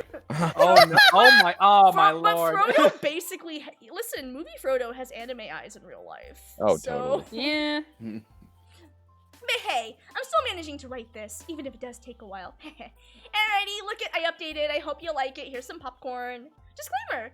Cries grins. Okay, so I don't own it at all. In fact, I didn't ask permission to use the caras in this fic, so I could probably get sued. But since I'm not getting any cash off of it, they can't really sue me. That's how that works. Anyway, I doubt any of these big companies like Square, whatever the heck they are now and such, took a look at fanfiction.net anyway. What? She actually lose the game. Damn it, bro! Fuck you, bro! We went 30 minutes and you had to bring it up again? Oh God. Hashtag give bro a Mountain Dew. Hey bro, do you want a Mountain Dew live wire? I have great news. Everybody's getting a Mountain Dew live wire. Yeah! Yay! Mountain Dew live wire. I don't think they make it anymore, so that means this is expired and thus more delicious. Oh God. Age is like fine wine. That's how soda I works, just right? need you to know that that's basically the plot of Be More Chill. Anyway, Anyway, thankfully, I doubt any of these big companies care. Suggested music, Fake Wings from Dot Hack. Not sure which Dot Hack. I got this song from a friend, so I don't know. It's from Dot Hack Sign. Oh god, and then there's no asterisks. No Ooh. asterisks, because I don't know if you've noticed this, but I suspect that so as fanfiction.net updated, I've noticed that like it will randomly cut out like some characters, but it's not on every single chapter. It's very strange. I don't know why. But anyway, let's continue. I think it's like long repeat things, because I had a fanfic once where I did like this massive scream, and then fanfic.net completely cut it out, so it was just the exclamation mark. Alrighty. Proceed. There was a loud bang as the stone doors opened, and Sora strode into a large stone room. Again, the voices sang, voices ringing through the room, echoing with bittersweetness. Bittersweetness. He gazed around, taking in the ancient feeling of the room. Torches donned the walls, each glowing a different color, as always. Crimson, orange, emerald, sapphire, silver, blue, and amethyst. Symbols also adorning the walls, each glowing its respective colors. Swirls of crystal shimmered upon the ceiling. The floor was covered with an oriental-looking red carpet lined with gold. The carpet split into 7 separate paths of crimson, and each split path led to a door adorned with a single symbol and glowing its color. Also surrounding the room were 6 stone beasts. One was a swan, its loping, graceful neck stretched in an arc, wings outspread. Its eyes were made of silver and gleamed with serene calm. Standing near that was a fox, ears pitched forward as it stood on all fours, wings spread from its back, thin and sharp like that of a falcon's. 2 emerald eyes stared at Sora with keen readiness. A little ways from that was a tiger, perched upon its hind quarters. 2 graceful stone wings stretched from its back, like that of an eagle. New paragraph, crimson eyes glimmered in the flickering flames. Sitting directly next to it was a lion, capitalized, its handsome mane falling into its face. It sat as the tiger did, jaws set in an eternal grimace, warding all whom wanted to disturb the peace of the temple away. Wings stretched from its back, feathers widespread, flaming orange eyes glowered at Sora. Next to that, curled up its tail, was a dolphin. Its grin was gentle, playful, and kind. The dolphin has a grin. Dolphins totally have grins. They do. They're always great. I guess. Where its front fins should have been there were instead 2 wings, like that of an eagle. Eyes of sapphire playfully gazed around the room. And sitting next to that, perched upon a stone pedestal, was a dove. Though it was stone, it appeared so real it seemed to Sora he could stroke its wing and it would feel soft. A small amethyst heart was placed just beneath its neck, shimmering in the light of the flames. Lastly was a serpent, its long coils snaking around each other, its neck sloped upwards, serpentine head coming down, bat-like wings stretched from a place across its spine, jagged and ripped. Midnight blue gem-like eyes stared into Sora's soul, seeming to pierce through him. It was as though those eyes knew all that he had done, and all that he ever would do. I really would have liked it if the birds would just have 2 sets of wings.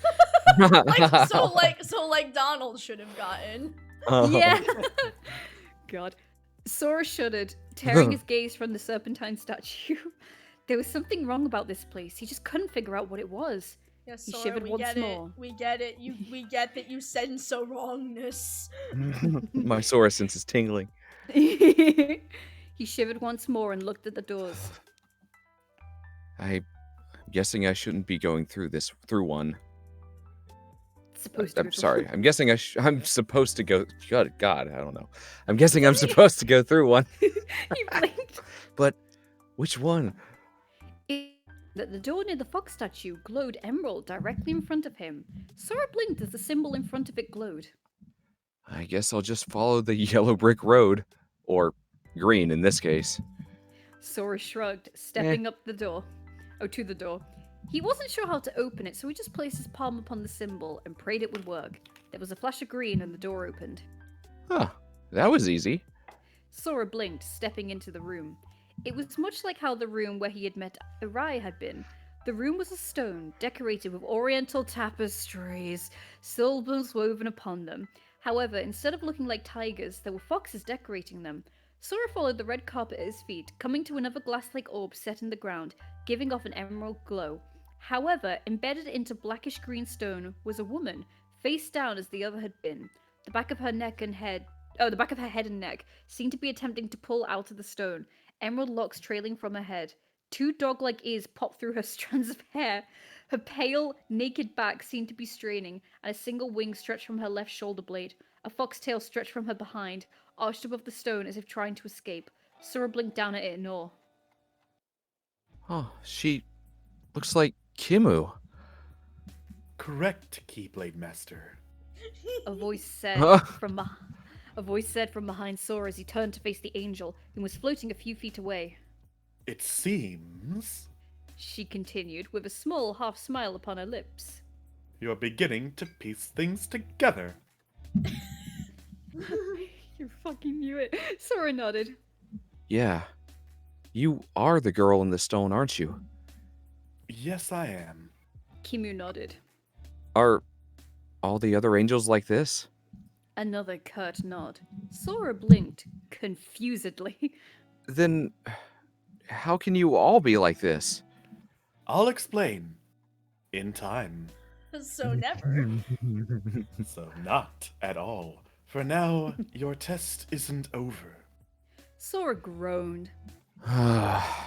What is this thing going to be done? When is this thing going to be done? He demanded. What do I have to do? Kimu smiled. Come, She said, taking Sora's wrist. I will show you. The way. There was a flash of emerald light, and Sora was forced to close his eyes. When he opened them, he was in a dark abyss, floating through the inky blackness. Sora blinked yet again. Huh? There is but one final thing you must do to pass my test, assuming I'm not lying again. Uh-huh. Kimu's voice ran through the abyss. Sora looked around him, searching for the source of her voice. Finding none, he replied. What do I have to do? A light shone from above and illuminated the platform. It had an eerie look to it, steel grey in colour. Spikes protruded from the edges, skulls decorating it here and there. 2 pairs of claws stretched from the right and left of the platform, and clutched within the claws were 2 glowing orbs of green. Inside the orb on the right was... Kyrie! Sora cried, running towards the platform. He slammed into a force field and was knocked back. He shook his head to clear it and looked back up. Kyrie. He whispered, looking into her helpless royal blue eyes. Sora! Sora, help me! Kyrie pleaded, falling to her knees within the orb. Hang on! Sora cried in a choking voice. I'll be right there. Just hang on. Don't worry. Kyrie shivered and put her arms around herself. There's a bunch little kids in the other orb, Sora. She cried, pointing to the... This is going to be the frigging moral train situation. Yeah. It's actually. Oh my god! It's the trolley problem! It's the trolley problem. She cried, Aletheus pointing- intensifies. Did someone say Aletheus? Oh no. Did someone Out of say indication. philosophy? At our indication, Sora looked over at the left orb. Sure enough, inside were about 20 children, ranging from infant to toddler to about 5 years old. Some of the children banged against the sides of the orb, sending small shockwaves through the liquid-like surface. Some cried, tears streaming down their cheeks and faces scrunching up. One small girl hugged a teddy bear to her chest with wide, teary-filled eyes. Sora's eyes widened. Don't worry. He called. Don't worry, kids. I'll get you out. Somehow. He held out his hands, concentrating. A rainbow glow appeared around his hand. Come on. Break. He growled in frustration as the orb only responded with glowing brighter. It's no use. Kimu's voice no said use! calmly. It's no use! Take this! They'll remain within those orbs as long as the master of this realm wishes it. At the sound of it its name, a beast of gigantic proportions rose behind the platform. Just there. Crimson eyes glared down at Sora, set down in their serpentine-like head. Long curved fangs were curled into a snarl. Razor-sharp talons slammed on the platform, digging trenches into the metallic surface. Two torn draconic wings spread from its back, never meant to be used for flight. The dragon, for that was obviously what it was, let out a long, drawn-out howl from snaggle-toothed jaws. That's the master? Sora cried. What does it want with Kyrie and the kids? It's me. Kimu's voice was grim. It's Kyrie and the kids. That sounds like the name of a TV show from the 90s. There's a joke in BoJack Horseman about Kyle and the kids, and I wish I could remember the song, because that would be great. Unfortunately, I don't remember it, so this is a pointless tangent. Watch BoJack Horseman; it'll make you really sad. Oh It's god. also really good. It's really good. Continue. Did you already say the voice said calmly? Yeah, I did. Okay, cool. They'll remain within the... Oh, wait, sorry. I was a couple lines up. It's meal. Kimu's voice was grim. This beast feeds off of pure souls. Sora's eyes widened, and again he summoned energy into his palms. That's not gonna happen to them. He cried. I won't let it. Dumb luck! However, just as quickly as the energy had appeared, it dissipated. No, attacking it won't help, Keybearer. Kimu stated. Well then, what do I do? He demanded, hands clenching into fists and glaring up at the beast. Keybearer, there are 2 offerings, yet this monster has only 1 mouth. Kimu explained, still irritatingly calm despite the urgent feel of the situation. This was a We're scene. starting What's them your early. point? This was a scene in the second season of Digimon. That exact line is in the second season of fucking Digimon. We're starting them early, lads! Fuck off! The darkness seemed to gesture towards the orbs. Choose. Kimu stated. Who will die? Zephy's just reading this and grinning. Sora's eyes widened. You can't expect me to choose between them. Choose. Kimu repeated with the same ice-cold indifference. But Choose. Kimu pointed more force into the words this time. Or we put Zephy in this I mean, they will all die. I... Sora stuttered, eyes wide as he frantically looked from his timid-looking girlfriend to the innocent-looking children crying within the orb. Why was Kimu making him choose? He didn't want to be the one to sentence any of these people to death. He bit his lip. He didn't want to sentence others to death. But when it came to himself, that was it! That was the answer! He was willing to lay down his life for others without a second thought. I choose myself. There was a flash of emerald lightning that struck both orbs. Kyrie let out a cry, ah! As the shock came, curling into a ball and shuddering in pain. The children, meanwhile, burst into tears, faces crumpling and howl shrieks coming from their wide-open mouths. Well, nice to know we got you early, Sora, but it's not that easy, Keyblade Master. Kimu's voice stated, still calm as ever. You were not one of the choices. Now choose. Sora winced visibly as he glanced back at the orbs, the people within them now whimpering in pain. Those poor, innocent children. If he didn't do something, they'd all die. But Kyrie, a girl he knew personally and loved with all his heart. She's literally your girlfriend. If he chose to save Kyrie, those poor kids would die. But if he chose to save the kids, Kyrie would be the one to face the agonizing death. Please, Sora moaned. let them go. They're innocents. They have no part in any of this. Choose. Came Kimu's voice, pitiless and cold as ice. That ice felt like a dagger in Sora's heart. Sora looked back and forth, the pain of the decision clearly etched upon his features. I can't. I don't have the right. As the protector of the keyholes, as the essence of heart, I have a sworn duty to protect all life. But which is worse? Sacrificing her to save these children, or sacrificing innocent children barely having lived any of their life to save her. Proceed. Hey, I'm trying to find the part. Sapphire. Sapphire. Sapphire locked with Royal Blue, and all he could do was look at her, the one he'd given his life to protect, the very reason he was still here. What was worth her loss? Sora had made his decision. I choose. Sora! Don't. Kyrie cut him off. Sora blinked.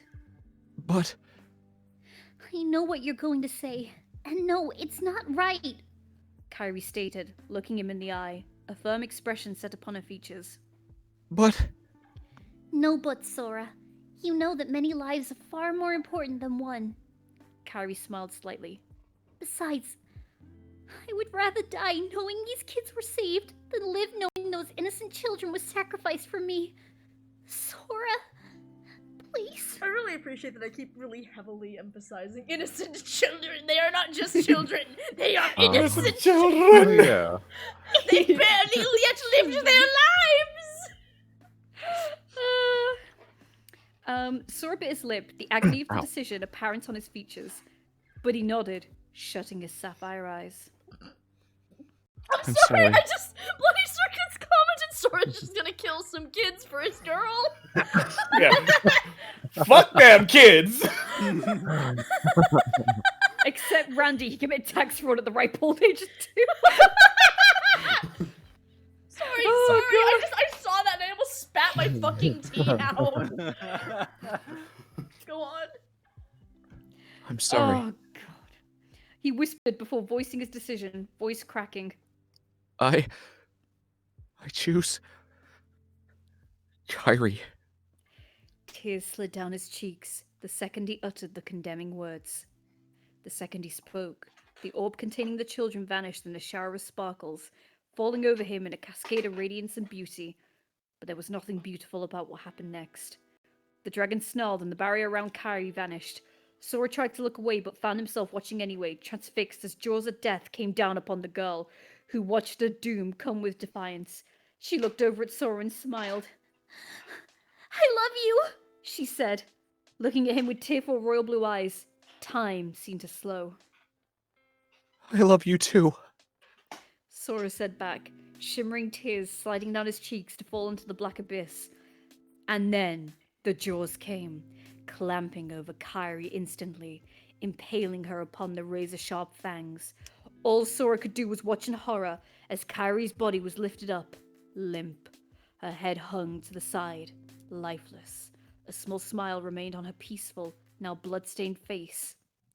Peaceful, now blood-stained. I mean, you The can dragon- be both. You can be both! The dragon threw back its head, tossing Kyrie's body in the air, before snapping her into its jaw and swallowing. Kyrie. Sora whispered, falling to his knees, tears cascading down his cheeks, shimmering with light. Kyrie. I'm sorry. I'm sorry. Kyrie. Well done, Essence. Kimu's voice whispered, and with a flash of emerald light, she appeared before him. Sora shivered and looked up. Kimu. He whispered, voice dripping with bitterness. I'm sorry. Kimu said, still in the same tone she always used. Sora's eyes narrowed, and he stood. No, you're not. This is all your fault. He snarled, hands clenching into fists. Kimu raised a hand. Sora, cheers. But also, I'm sorry. I truly am. She said, and as Sora looked closer, he saw a single tear shimmering in her eye. A single tear. Why? Sora asked. Kimu If only turned tears. If only tears could bring Kyrie back to you. But it was a test. The last of my test, singular. We had to see if you were truly capable of the decisions that may come later on. She looked over at Sora. But clearly, you have friends whom are able to teach you. She gave him a half smile. I'm proud of you, Essence. She said. Sora looked down into the abyss with half-focused eyes. Thanks. But Kyrie. Wasn't killed. You could have just had Sora die. That would have been so much better. No. No. No, I have to. Sora's already we have dead. to drag this out. Yeah. I'm a Oh. philosophy professor. I reject any answer outside the binary. I'm a railroad DM, Kimu said, and Sora quickly looked up. What? Kimu raised an eyebrow. Damn, bitch, you dumb as hell. And here I was beginning to think you were smart. She snorted. The islands, the mountain, Iron's family, they all vanished. Everything you pass eventually disappears. Do you know why? Sora shook his head. Kimu laughed bitterly. Head empty, no thoughts. Don't you realize yet? Nothing here is real. Everything you see is a fabrication, a figment of an angel's dream. This is big Aletheus energy. We live within these realms crafted by our own fantasies. But eventually, those all fade. Figments cannot hold together for very long, you see. Eventually, they break apart, and we are left to remember that they all were fragments. We can never truly experience reality. We can never feel the wind upon our face. We can't feel the warmth of another's embrace. We can't feel the change that comes with the seasons. Damn, you predicted the nobodies! Oh my god, Kristen predicted the nobody. I continue my Nostra Kristen continues to fucking predict all of Kingdom Hearts. This is all that there truly is. The icy hand of a death-like sleep that we can never awake from. We can cover ourselves with the fake warmth of our dreams, but they will always fade in the end, for they aren't real. Nothing here is real, and none of us will ever experience reality again. Sora looked up at Kimu. You mean all of this? Everything? This is all just a part of your guys' dream world? How the fuck did you only realize this? Sora's That is what I... not very smart. Are you serious? I just told you like a minute ago. Kimu nodded. Yes! Riku was never really here. And neither was Kyrie. Sora blinked. Then they were just part of your illusions? Oh my god, yes! Well, sort of. They were a part of each angel's respective tests. Eri decided the form of Riku would be appropriate for his testing of you. Kimu explained. Then who was Kyrie? Me! Everyone! I said I was going to voice every angel, goddammit! Alex is voicing every angel. Oh, you monster. Okay. I every other main character is taken, so I'm voicing all the angels. Yeah. Fair enough, said a voice from behind Sora. Sora turned to face a girl about his age. She had light blonde hair tied in a bun, and 2 lavender chopsticks were placed into the bun, covered with sparkles. Ah. Her bangs hung about chin length and hung out of the bun. She wore a light violet halter top that stopped just above her belly button, covered with sparkles like the chopsticks. She also wore a black mini dress over denim jeans that hung tightly to her leaf legs. 2 shimmering white wings decorated with violet glitter were folded upon her back. He met her amethyst gaze, one that held a deep look of understanding and kindness. Who are you? Sora inquired. The girl giggled, bringing her hand up to the lips to press the light laugh slightly. My name's I. She said with a smile. I'm the angel of love. Oh, for fuck's sake. She took Sora's hand. And you, Sora, without a doubt, have passed my test. How? You killed her! Hey, Sora's about to ask that. Sora blinked as she realized. Oh, she released his hand and he looked at the amethyst gem she placed in his palm. But I ordered the death of my girlfriend! Yeah, I know, right? He said, looking confused. How is that love? I smiled. Love is many things, Sora. Sometimes it's murder. It is caring for those around you. It is being willing to give things up for those you care for. It is willing to help those who don't deserve it. It is able to heal even after the worst of harms. And sometimes love capitalized to man's sacrifice of the greatest kind. Why do you sound like Flowey now? Shut the fuck up! Sora blinked at that fucked up mentality, then he smiled as well. Thanks for showing me that. You're welcome. I said. Now, if you'll excuse me, Yu's inviting me to something, so I have to go! Kimu smirked. Another date? I blushed. Yes, Baka. Go tongue him, kid. That was actually in the script. People That was watching. actually in this. What does that mean? What? We got another one. We got another one early, lads.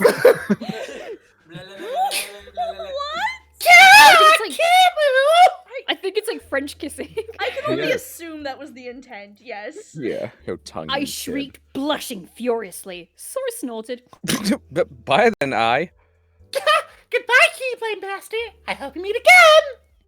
I hope not, I said, smiling before vanishing in a burst of sparkles. Woo! Sora just kind of stood in silence for a moment. So she was playing as Kairi, and Arai was pretending to be Riku. So none of them were really here? You're starting to get it. Oh my god. Oh, Kimu nodded. They cannot really enter this realm. Sora nodded, then blinked. Then how can I come here? Or how come I can, rather? You're dead, dipshit. You know what? No, that's for another time. Kimu said. It's whatever. It's a long story. And you still have one final test to complete. She said, holding out an emerald gem at last. Sora took it. Now then, dipshit. Kimu looked into the darkness, and a midnight blue door appeared within the dark. Beyond those doors lies your final test. For realsies, no take-backsies. I must warn you, it will be difficult. The other angel apostrophe S allowed me to use their realms to stage my test. The next angel will not allow me to accompany you. You'll be completely on your own. Sora blinked, noting Kimu's slight tense undertone to a normally calm voice. So what you're saying is none of this is actually happening? No, that's not lying. He's just still Sora, figuring it out. Sora, I am going to kill you, and then kill you again. All right. Is there something bad about the next angel? Sora inquired. Kimu looked away. She is different. She's had a tough time. She doesn't like to speak to us much. She's on a Why? period. Sora inquired. Kimu sighed. You know, I really wish I could tell you, but there's no more time. Who knew? If you hadn't spent so much time asking me if any of this was real, maybe we could have gotten somewhere. Yeah. You may ask me 3 questions. Is this real? No. Really? No. Really? No. So what you're really trying to say is... Look at that, we're out of time for answering questions. Please move on. Oh, there's no more time. I just warn you. Do not let your guard down. And be careful.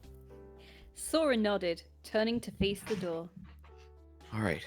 Thanks, Kimu. Thanks for an apostrophe. Thanks, Kimu. Thanksies, he said as he looked at the kanji symbol that glowed upon the door. Sora, 2 periods. Ugh. Kimu said from behind him, and Sora turned to face her, but she had already vanished. The last words were echoed within the abyss. Good luck, 2 periods. So for some reason, this isn't even its own paragraph. Thank you for... God, there's no dividing. Oh yeah, it's the next scene. The next Oh, scene. yeah. So this is how they cross over. They're in the same paragraph. Wait, who is that brat with the chestnut hair? Stop choking me for a second, Bakura. God, okay, so suggested listening music Going Under by Evanescence. Sweet for angsty rock-a-doom. And for those of you who just like angst, I suggest skipping this. Oh, no. Oh, damn. Oh, I think... This is one of those. It's definitely one of those. Oh shit! Just for reference, there is some serious injury going on here. Ooh, whipping, nice. No, Oh, no. no, It's no, worse. No, It's The no. giant gummy worm. Let me see here. No, this is way worse. Squints as I tries to, Oh, No, it is see? whipping. Oh, it yeah, is whipping. it's No. does There's occur. more. There's more. There's some There's whipping, but face there's more. words. Whipping Oh. does occur. It's fingies. Yeah, also some Yami's fingers get fingies broken. Yup, one by one. That is brutal. Oh, Oh, this is the first time I did that to someone. Fun. Anyway. Oh. All right. Sip What do you want to stop and tea. start then? Maybe we should stop at the finger snapping because that's pretty bad. All right. I'm trying to see if there's anything that's like safe. I mean, the first There part seems looks to fine. be Bakura Oh god, no, also then seems to be- Bakura like summons some monsters He summons and his has monster, his but then battle they ox. beat him up! They continue to beat Yami up! I What? get rest of the story as well. Battle Ox just keeps punching the army over and over. Let's see. We can Uh. cut out all of the stuff, but then we can continue from Does It Hurt Pharaoh probably because then we get to that stuff is more story stuff and like not torture stuff. Does it hurt Farah? Okay. Yeah, I guess we start with that. Sure, okay. I think. Let me see here. Torture begins at with a snarl. Bakura cracked the whip, the leather strap lashing across. Yeah. Yami's And then, back. you know what? Let's just stop and go to as I sit here and try to. It's probably. You know what? No, I can't do it. It's too. I'm like read through all this. Jesus fucking Christ, baby me. Oh no. Oh no. The torture really starts at Bakura snarled, throwing Yami face first to the rebel strewn ground. Yes. Okay, we get it. Does it hurt Pharaoh? And then Yami's like really upset. And then Bakura's like, hey, remember when you were like the worst? And Yami was like, I mean, yeah, you're right. Did you tell Yugi you're the worst? Fuck no, I haven't. And then we get to the end, and then Bakura's like, what if Yugi knew what shitlord you were? And Yami was like, I don't know. And then Yami's like, I think he would forgive me. Also, you know, Rio would forgive you. And Bakura's like, no! I'm not sorry for anything! And that's it. That's the chapter. Okay. God, it just... Oh god. Oh god. And then I remember you tried to steal my father's tomb. I remember you murdered him in the first place, and I also forgive you. With that, Yami slumps over. Fuck. The problem, it seems like it's a very intense scene, but I just don't have the heart to go through all of it to try to work our way through whatever is good in here. And by good, I mean bad. Okay. So, anyway, let's move on to the next scene. The point is, violence occurred, as is usually the case with Yu-Gi-Oh! Sections of this story. Okay. Yes, Blah, let's blah, just move blah. on. Okay, suggested music would be Death on the Snow. Oh, yeah, it's an OC remix version of Terra's theme from Final Fantasy VI. It's awesome. Yes, it's very, very good. I had not played Final Fantasy VI. I only came across this from, like, some Newgrounds crossover thing, so I only knew the song as Death on the Snowfield, and I knew nothing else about what the fuck it was. So this song, I said, suggesting this one bit of music without knowing its source or anything else. Anyway, it's a really good mix. You should look it up, because it's good. Anyway, let's proceed. Alright. Death on the Snowfield. Overclockremix.com. That's brilliant. Suggest music from Death on the Snowfield from Final Fantasy VI. Try going to overclockedremix.com to find it. So pretty. Hello. Sora stepped into an icy cold atmosphere. It wasn't like the mountain, which held a feeling of majestic power around it. This was a subtle, silk-like cold that wrapped around you, draped a blanket of ice over your shoulders. A freezing hand, disguised in a vixen's gentle caress, that stole away your joy before you even knew what was happening. The Keyblade Master shuddered, a feeling of melancholy and serenity filling his heart the second he stepped through the door. I think that's your best paragraph yet. That's Thanks. very Thanks, White 14-year-old me said. Whitish light blue grass covered the ground, looking as if each blade were made of glass.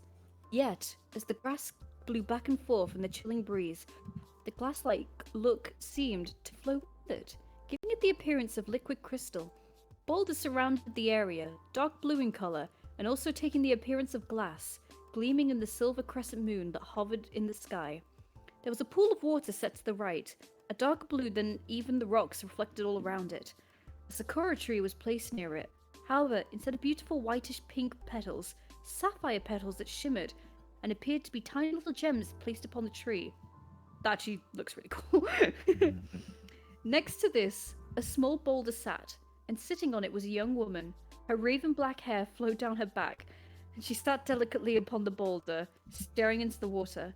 What was startling to Sora were the two jet black wings folded upon her back, midnight blue sparkles decorating them. Sora, why is anyone having wings startling to you? All of your friends have wings. You've encountered 5 angels at this point. You've been told there is another angel in here.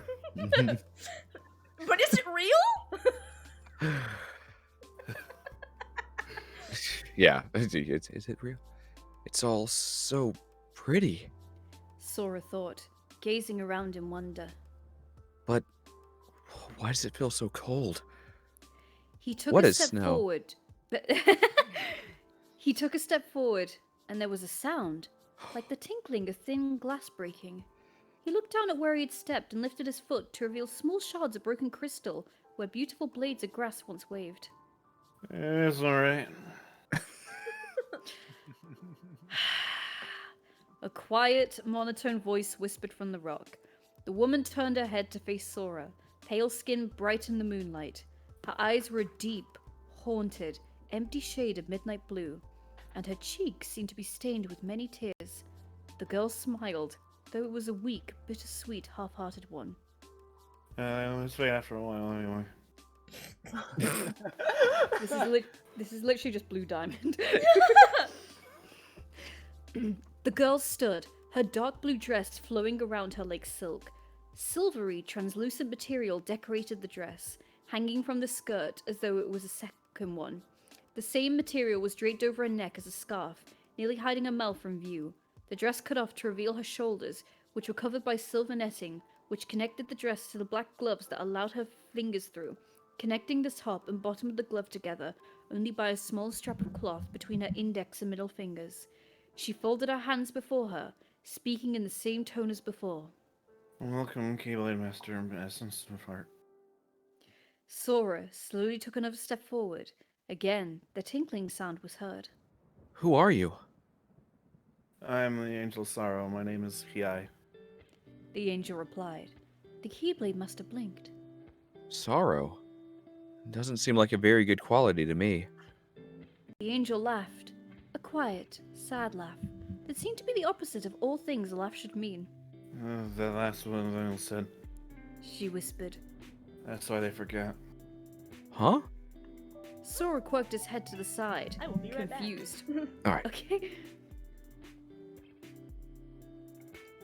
What are you talking about? Play Klonoa 2. This is basically the exact plot of Klonoa 2. Seriously, play Klonoa. Oh no! The bad guy's the King of Sorrow who's been forgotten by all the other emotional kingdoms and wants to plunge the world into sorrow and stuff like that. It's just Klonoa 2 anyway. No, I gotta play that, because I played the first one, says Sora to You'll see soon. What is the name? Yai. Hiai. Yai. Hiai. Hiai. Yai! Spoke. Voice devoid of all emotion. Sora sighed. Why is it I never seem to get answers out of these people? Well, if you're the 6th angel, how come your wings are black? I thought you were all supposed to be good. Whoa, Sora! Wow. Thanks a Being lot, you little judgy. racist. Says, yeah. The angel gave a chuckle. So first we're all supposed to be women, and then we're all supposed to be good? Is that some internalized misogyny? It's like, good, yeah, but even the purest light can grow dim. Her eyes bore into Sora's, hollow eyes fathoming the sorrow he could never hope to understand. It is my fault we're here, all mine. What? Sora gaped. How?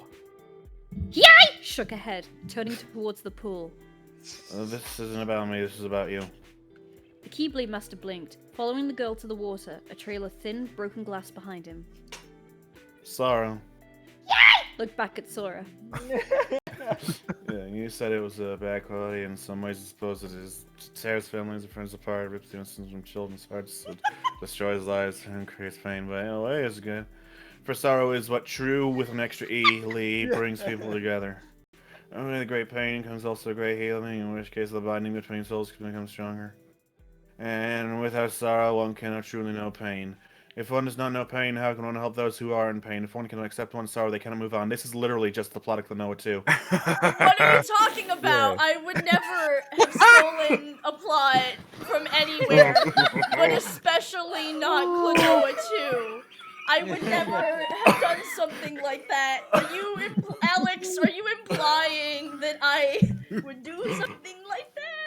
I am implying that you, Crimes Straczynski, one of the only other 5 people who played Klonoa 2, might have stolen this from the plot of Klonoa 2! I 100% stole it and thought to myself, no one else has played Klonoa 2. No one will ever know that I stole this from Klonoa 2. You fucking fool! I played Klonoa 2!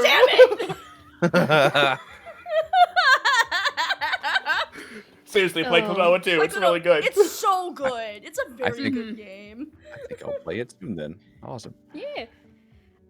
Sora at last came to the water. Yay! Gestured down at the still liquid. Tell me. Oh, Oh, that's me. Okay. I mean, if you want to talk over my line, I guess you can. I'll be really sad about it. I am into sorrow. It's okay, I'm already sad. Tell me, what do you see? The Keyblade Master peered into the water, and his reflection gazed back at him. I see myself. Shook her head. Look harder. What do you really see? Sora sighed, eyes narrowing as he stared into the pool. I don't see anything. Orange flames scorching him, making his skin blacken, crack, and blister. Tongues of flame licking at his flesh, making him thrash against the bonds that held him to the glass-like surface of raw, dark magic. Hades' face twisting in a disturbing snaggletooth grin. Hi, how you Tears doing? falling down his cheeks, boiling under intense flames, teeth clenched in an attempt to bite back at a scream. I completely forgot that Disney Hades was a thing. How? Sora I get cast. that Hades. I get that Hades by Supergiant Games is an amazing game, but how do you forget Disney Hades? Oh, Sora gasped. Stupid boy. You have associated me with the wrong Hades. Boy. Boy. Boy.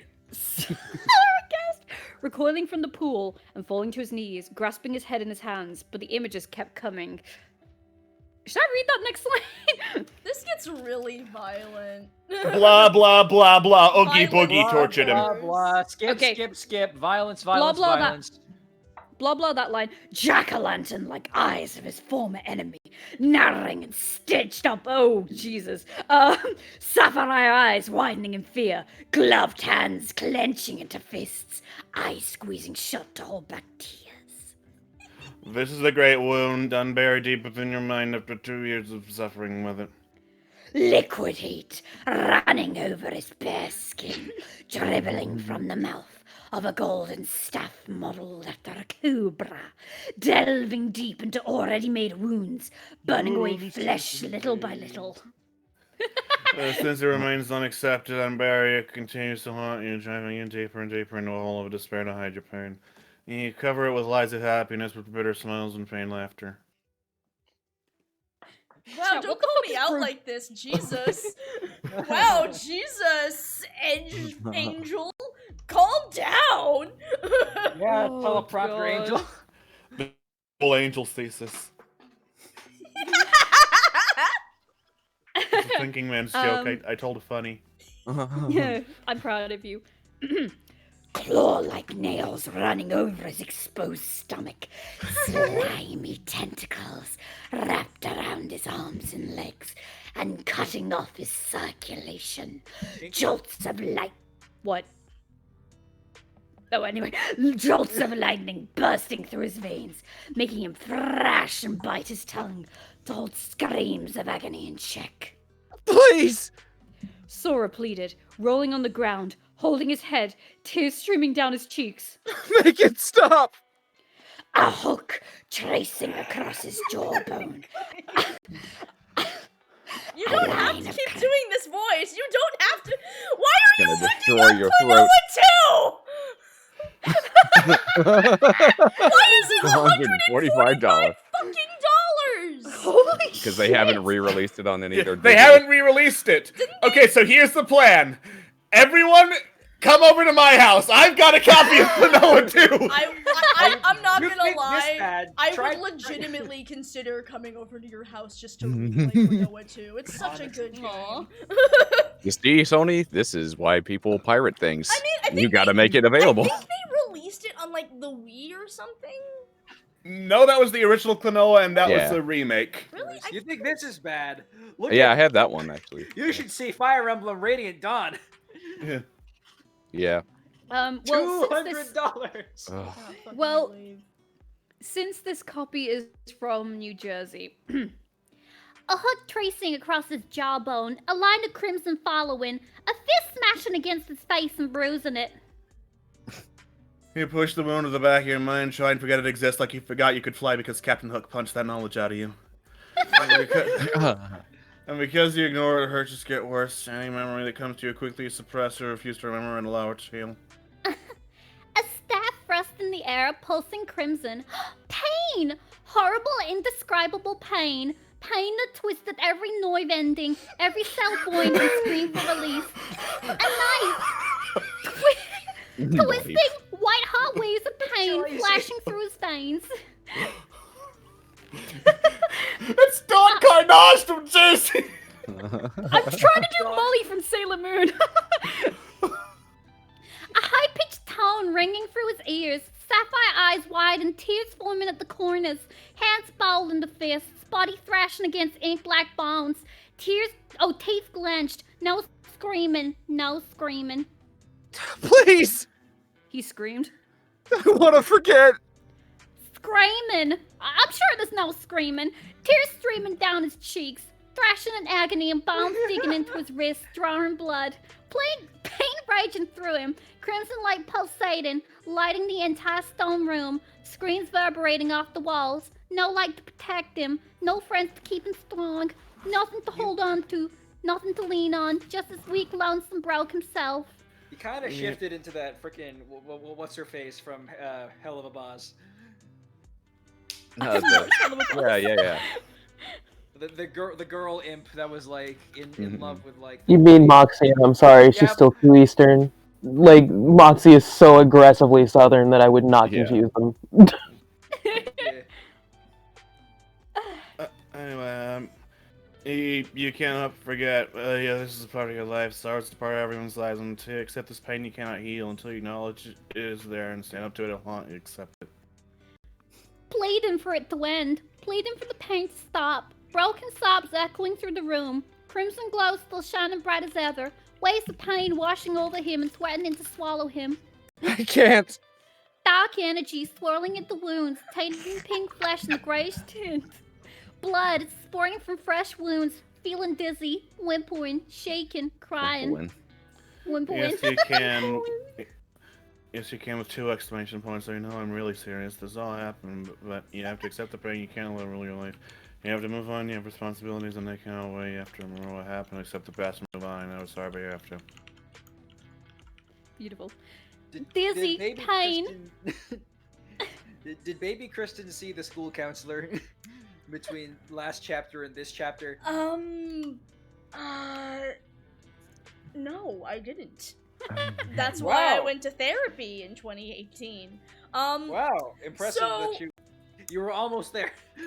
No, I am noticing as I go through this, wow, I sure do write a lot of stories about characters having very bad traumas and just sort of pushing them down forever.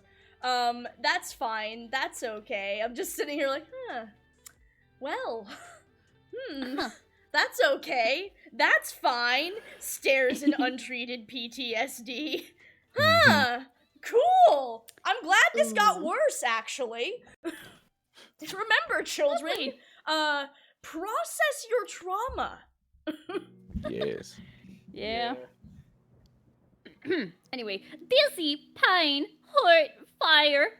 Dot dot dot dot dot. Room spinning. Dot dot dot. Can't scream anymore. Dot dot dot. Throat hurts. Tired. So tired. Knees weak. Legs heavy. Comment on my can't. sweater already! Mom Spaghetti! Can't stay awake. Hurts.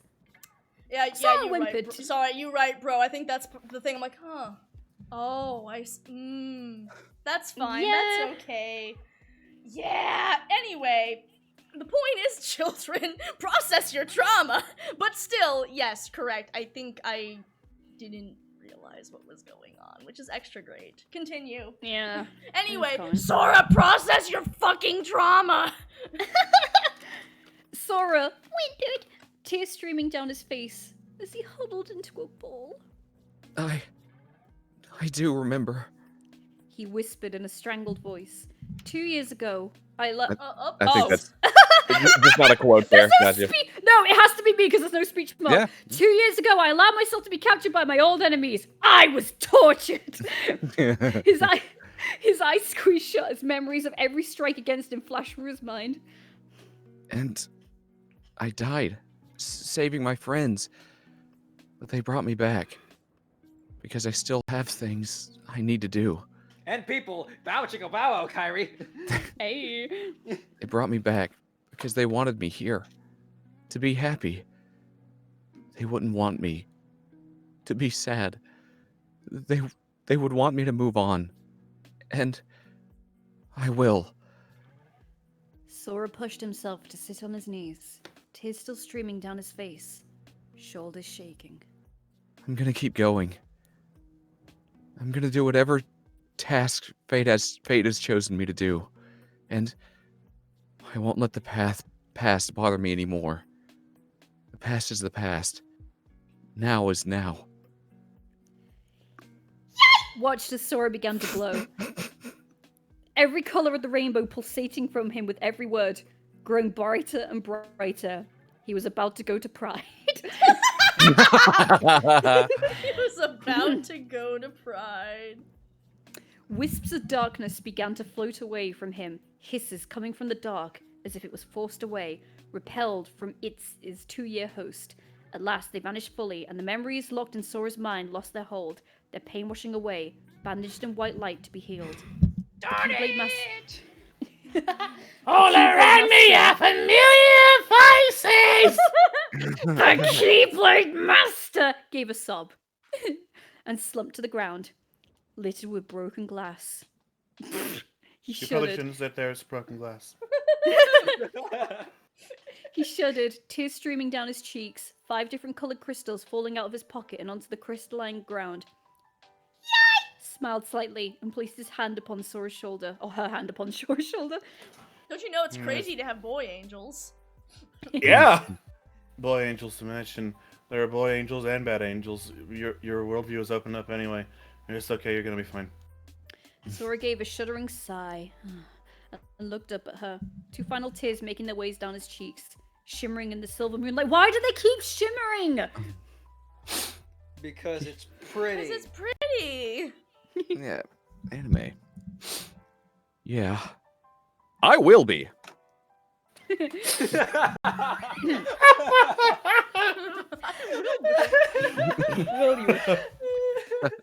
I'm better now. He nodded, gesturing towards where the crystals had fallen. Look, Bro, what? Wait, what did bro do? What did you? Oh! The new Kappa. Oh god. Sora sat up, blinking with wet eyes. The crystals arranged themselves in a circle upon the ground. He reached out and placed a midnight blue gem in its place. All 6 gems lit up. Crimson, fiery orange, sapphire, silver, midnight blue, and amethyst. A beam of light shot from the crimson gem diagonally across the circle to the orange one. A beam shot horizontally from that one to the amethyst one. From this, a beam of light lavender flashed back to the crimson one. Sapphire glowed, a burst of light shooting from this diagonally to midnight blue. Midnight blue connecting to silver, and silver to sapphire. These gems and beams that connected them created a rainbow-like star. The star glowed, and above it, the kanji symbol for light appeared in all these colors. The symbol glowed, brighter and brighter, until it was so bright Sora had to shut his eyes. Well, you know what? That's another thing you predicted about the series. A kanji symbol made of light. They did that with the X keyblade. I cannot fucking believe. Kristen predicted all of Kingdom Hearts. I cannot believe that the Square Enix execs read my fan fiction and went, this girl's got some good ideas, actually. Time to kill Sora 6 times. 6 times. I can't believe Kristen predicted Dream Drop Distance. Until I meet again, Keyblade Master Sora. Until then, keep that joystick smoking. Hiai's voice whispered through the light. Suggested song, One Summer's Day from Spirited Away. Hey. Oh, bro, I've just realized what you're drawing. Fucking hell. He is plotting an evil plot. Anyway, oh, we're back in the real world. Great. Sora groaned. Sapphire eyes slowly cracking open. He blinked slowly, finding Kairi's arm draped onto his chest, her head resting on it. Tears stained his ripped jacket, blood as well. Her chest rose and fell as she slept, lines of dried mascara that had clearly been running on her cheeks. Around the room, his friends all slept. Yuffie was curled up on a lazy boy chair, magazine in her lap, head leaned against the overstuffed back. Leon sat in a chair, leaning, arms draped over his leather-clad legs, against the wood backrest. Donald and Goofy were draped over the table, snoring. Sorry, I was trying to do a Donald voice and I just couldn't get it out. That's great. Riku laid against the corner, wings draped around himself, silver locks falling in his face. The sun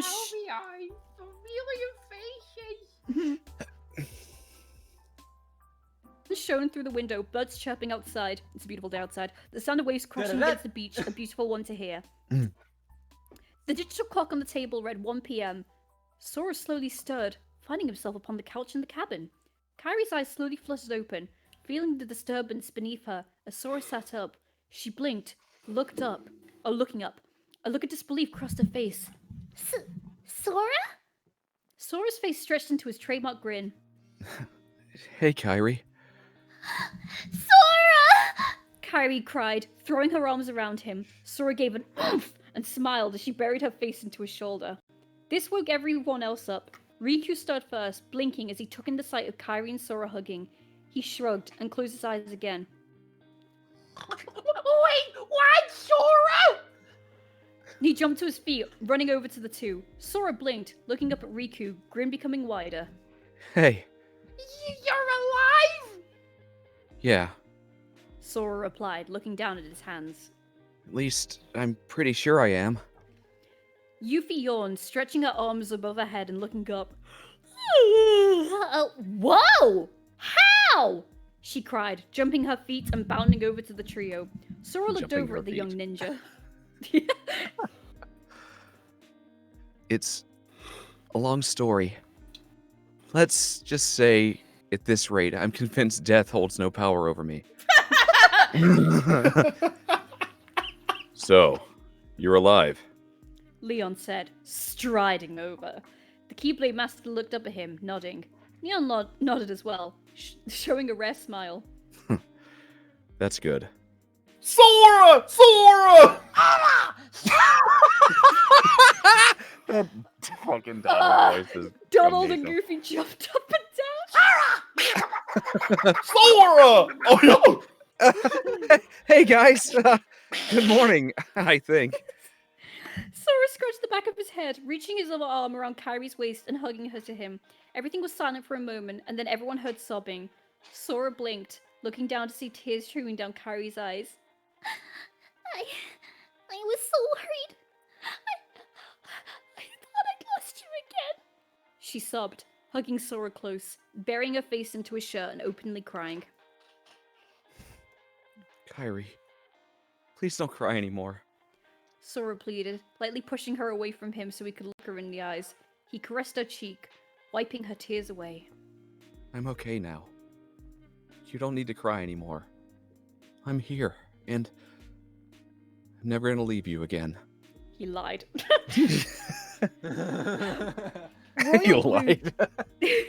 Royal blue, tear-filled eyes stared into Sapphire. Kyrie smiled slightly. You promise? Sora smiled as well, pulling her to him and kissing her on the lips. I promise. He whispered as he pulled away. Now, of course, everyone in the room saw this transpire and smiled. It was a new day. A day for promises to be made that would never be broken. Bullshit! Oh, greatest adventure of the ground. Aw, that wasn't that cute. Yeah, I'm really proud of those last two scenes there. After typing them, I actually want to type more of this fic. It's almost like part of my lack of inspiration was due to the fact that I just sort of stalled the fanfic with Sora randomly dying. Yay for being re-inspired! Squee! We're coming toward the end of the first arc of the fic. Yay! Now, it is currently June 4th, which means I spent an entire school quarter typing this chapter. I swear that'll never happen again. I have a schedule now, and I plan to stick to it. She said for probably the 5th time because of the schedule thing. So, next chapter, Sora and Kyrie talk, and ooh, what on earth is Riku planning? Oh, thank goodness, we're getting back to Riku. Oh, finally. It's been so long. Oh my god!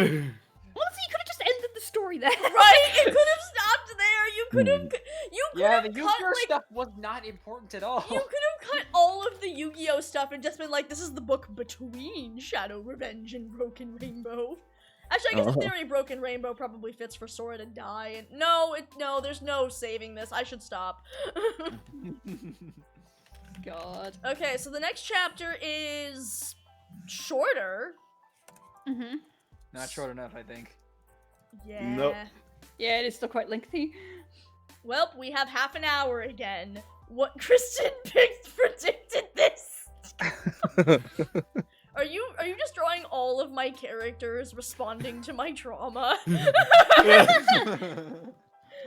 Just all of them like, wow! How did this happen? I love this.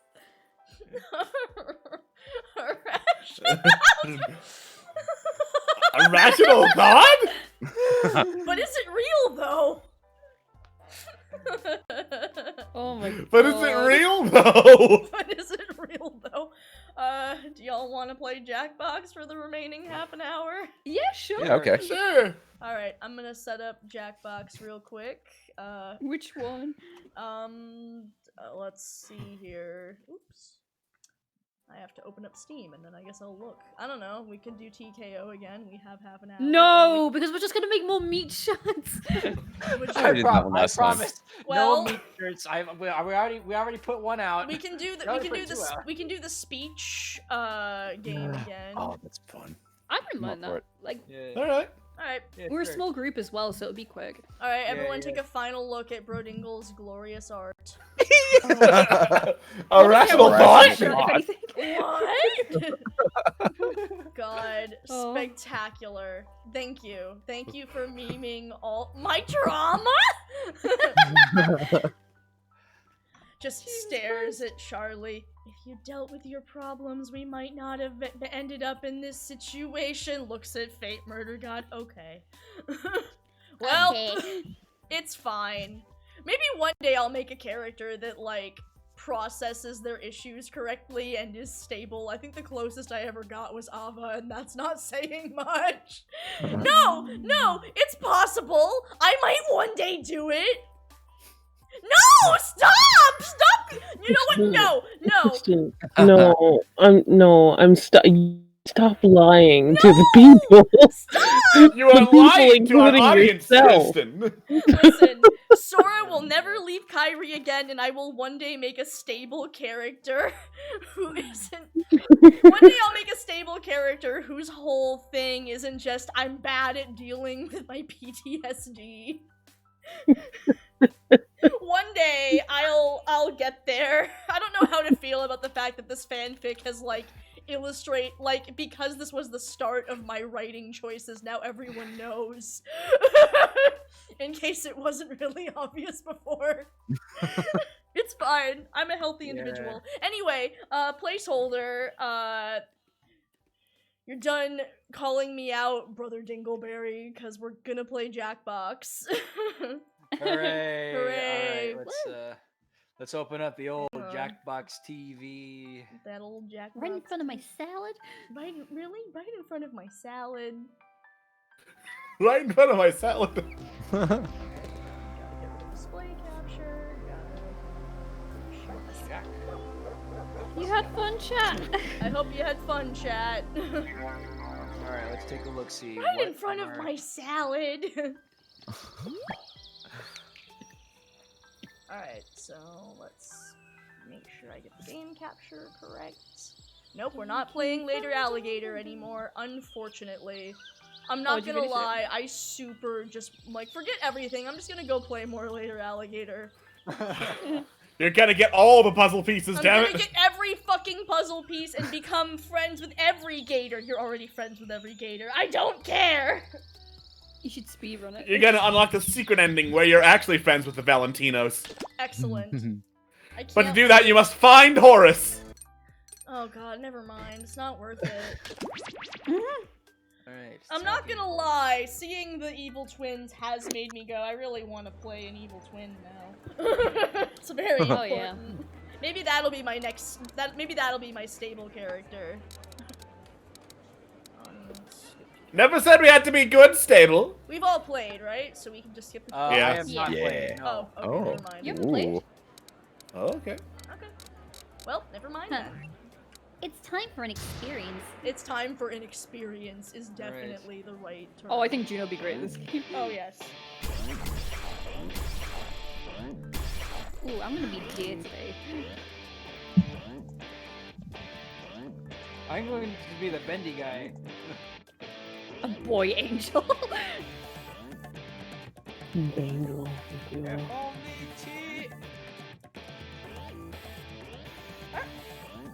Oh, I put in the wrong one. Oh, like an idiot.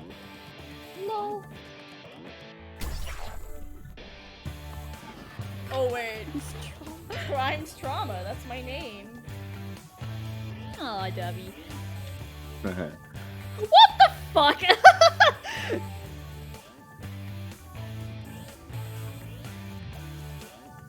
I can't believe Alex was close to a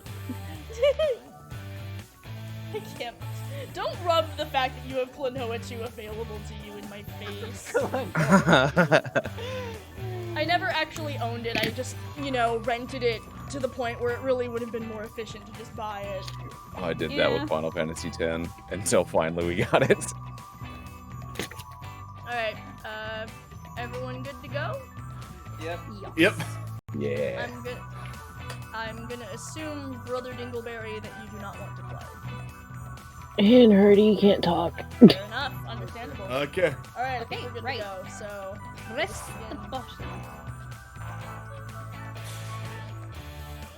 Welcome to Talking Points. I'm over the moon about this crew of expert speakers. Let's do this. First, you're going to create original speech titles for each other. Okay, 3 titles. On your devices, finish the 3 speech titles you've been given. Fill in the blanks with something interesting. The weirder, the better.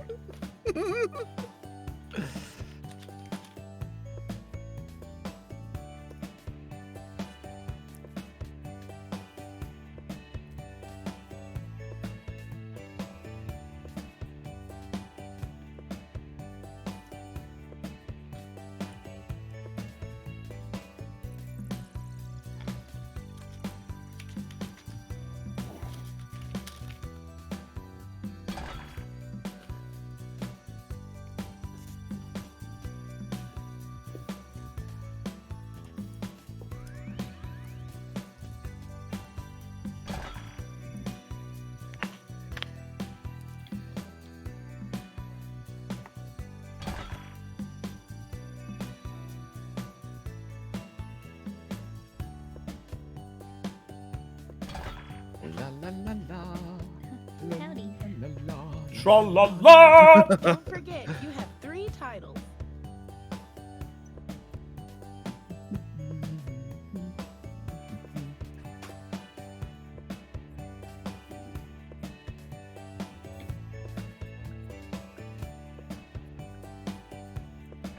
Ooh, yeah. Now, pick one of the titles that has been sent to your device. This will be the title of your presentation. The I feel like I know who wrote all of these. God, these are all very good. Oh, this is good. I like this one. Oh, I'm so that torn. one's good, but I wouldn't be able to pull it off. God.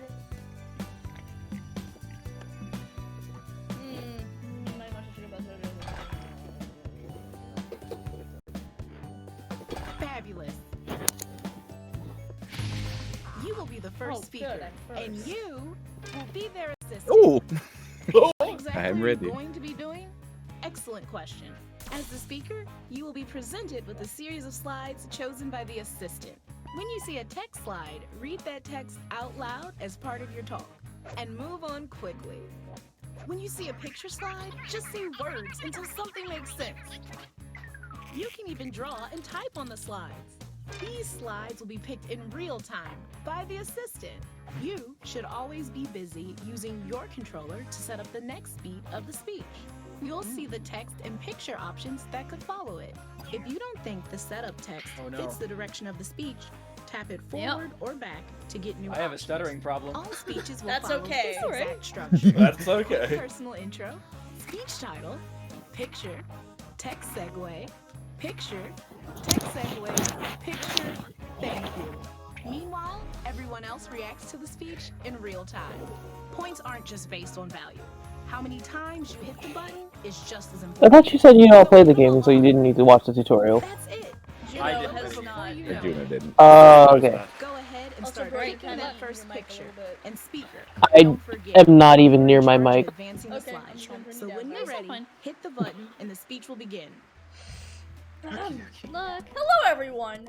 My name is Crimes Trauma, and my talk is how I survived a close encounter with Cernos' floaty eyes. Now, I know what you're thinking. Kristen, it looks like you didn't survive this encounter at all. Almost as if your horrible OC, who God knows what he represents at this point now that all of my various demons have been pulled out of the closet. But I assure you, I definitely survived that. What you may be looking at this and thinking, you look physically unwell, but what you're not thinking about is my emotional well-being, which here is actually good. Let me try to give them, there we go, see?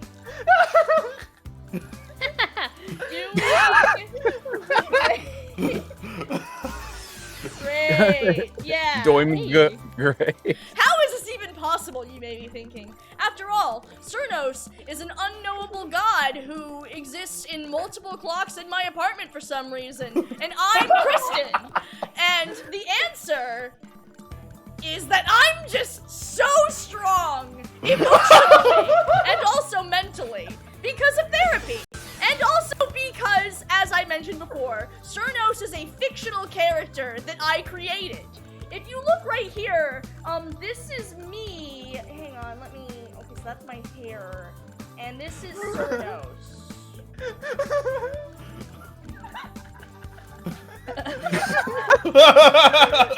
Wait, you gotta put antlers on. Winner. So as you can see, I've done it. I've defeated Cernos and my inner demons. All of this points to one essential truth about me, Crime Straczynski, and my relationship with my fictional character Cernos. And that is that even when I say I've dealt with my traumas, the truth is I'm still juggling many anxieties and problems, and they're all just falling out of my mouth. I don't know what to do. I have to write a season 4. It's okay. We can just keep packing in my problems. It's fine. We are fine. We are fine. Yeah. Okay, so half of of your score comes from how many times people Were hit we all the just buttons. spamming? Up, Oh, down, yes. it doesn't Yes, matter. that's how it goes. Often. And the other half comes from the value judgments on the graph. You know how Nice. a graph works. Brrrt. Put it together, and that's your score. And don't forget, the assistant gets points too. While the speech is Yeah, still well, thank fresh in you. your mind, let's fill out the comment card. Write a quote you remember from the speech or a Right? funny How comment well about the alive speech. Sora assisted.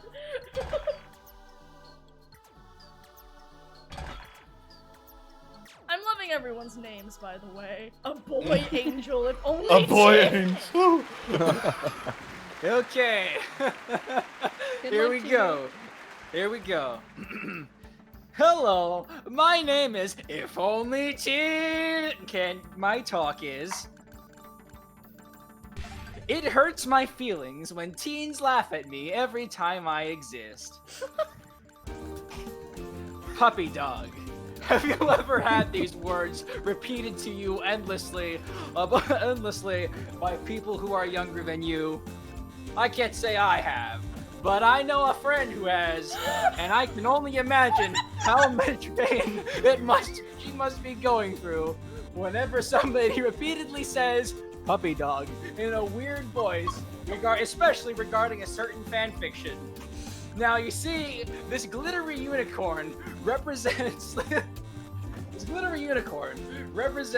the feelings of other people as they read this fanfiction and ridicule the poor author who wrote it by repeat. Plainly, this next point sucks because.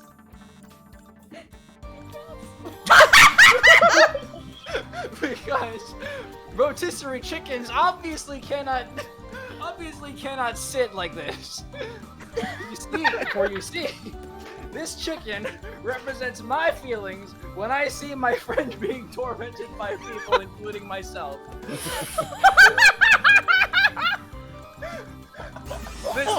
You see, the wrinkly skin of this chicken is a metaphor. It is a metaphor for the rough hide that we are forced to put on upon being ridiculed by having quotes from our fanfiction said to us in very, very sultry voices. Hey. Now, how did we get here? Well, it all started a few weeks ago when a friend named Name and Address Withheld decided that we should all read this fanfiction called Broken Rainbow. You know, there's a joke to be made here. And I think we made it already during this stream.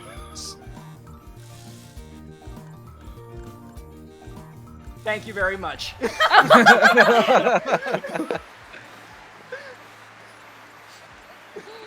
Oh. Oh, look, it's Kyrie. It's Kyrie.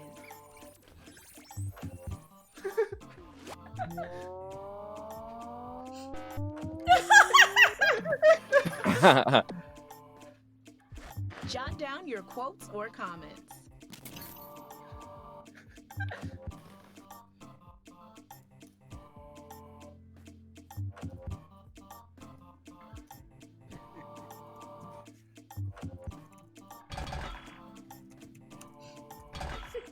Who's next? Oh, you're gonna be great. Oh boy. Oh no, it's Gino. I trust you. Okay? Hello there! My name is Queenie and I reside in the United Kingdom. Heaven help me. Today my talk is going to be about Whipping 101. An introduction for ordinary people. Oh, what's wrong, Kristen? Are you not excited about the talk? Well, don't worry. I'm here to engage you. Let's begin. Now, this can be a starter if you don't have whips. There are many shops you can get them from, especially on Amazon. Don't shop at Amazon. But in the very unlikely event that they are out of stock, just go out into the desert and pick up a snake. Now, here's the benefits of that. If they whip, there's a very, very slight chance that the person you're whipping could be poisoned. And that's double the pain and therefore double the pleasure. How about that? Also, just look at his cute little face. Look at this. Bush. He's so cute. Now, there are no stupid questions in this aspect. Except this one. Why is it that the whips are only selling in about 50% quarantine and all that? Well, here's the thing. Snakes. Because in this land of quarantine, it's just everything is kind of getting a bit boring. Whips are just not cutting it now. So you kind of have to go out and get the snakes. Double the pet, double the pain and all that sort, you know? And, I mean, what can you do? I mean, oh, there's another point as well. Snakes shed skin. And you can use that to decorate your sexy naked body as you're being whipped. How about that? Or you can make them into hair accessories. Just make the scaly that you want to be in life. Isn't that wonderful? Next slide. Now, what can I, an ordinary person, do to help? Which is very counterintuitive, considering I'm trying to explain this to ordinary people. But I guess you're all the weird ones, and I'm explaining it to myself. Well, you see me, let's explain it to myself. Well, what I can do is, if the snakes are out of stock, I can just stretch myself out and then whip myself. Or whip you, the weird people. Is that what you want? Is it? Is it? Well, here's the thing. I feel with, this could apply triple the pressure and pain because I can whip all of my anxieties onto you, and therefore you will suffer. And that's great! We all want to suffer, don't we? That's the point of whipping, is to suffer. And then you're reminded, look at the joys of life, that today we're lying on the bed in sheer pain, but tomorrow will be a better day. That's the sun rising on a better day. Yay. I thank you for coming. I hope I was engaging. Whoa! I'm just liking the trajectory of these speeches. Here's the graph.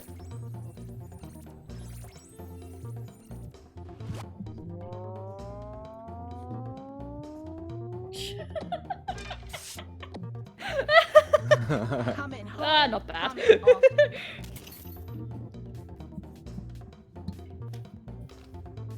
You get a big smiley face. Frickin' snakes. Oh, God. Up next. Oh, yay. Alright, alive, Sora. Alive, Sora.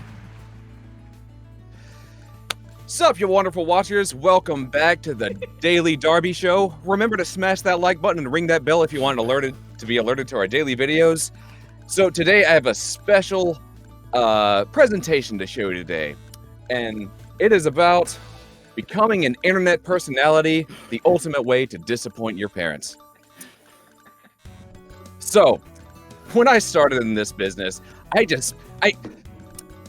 actually, you know, before I became a YouTube celeb, I was working in a dead-end office job, and I just felt so out of place, like a horse in the office. And I just stood up one day from my desk, and I was like, man, you know what? This isn't for me. I'm destined for something greater. So, me and all the rest of this society didn't want to be a part of that anymore. So I decided to get out and start my own business as a daily news dude on YouTube. But you know what? I was a little bit unprepared for some things. So that's why I'm here, to tell you about the pitfalls and how to avoid them. The big thing, honestly, is that first couple months when you're running out of money, you just... The bills start piling up, and the food, you just don't realize how much things cost. And one day I ran out of toilet paper, and it was on that day that I decided to slow my roll. I was like, Darby, if you're gonna make it on YouTube, you gotta get yourself in gear and get yourself that paper money. Yeah! So, you're gonna laugh when I show you what I did to, make this all possible. I started just throwing shade on all the other YouTubers, calling them names and making up rumors about them. So I ended up on top. Yeah, see this dude? Psh, that's Keemstar right there. I took him down a peg, and you know what? Most of the stuff I said about him wasn't true. But where is he now? Let me tell you, he is 3 million subscribers below the Darby Daily. That's where he is. Thank you, and please subscribe. I'll subscribe. Let's see how you did. Autograph.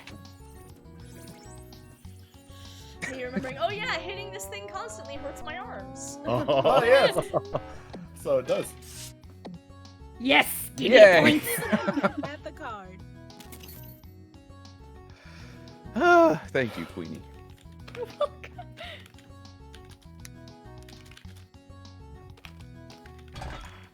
The Derby Daily.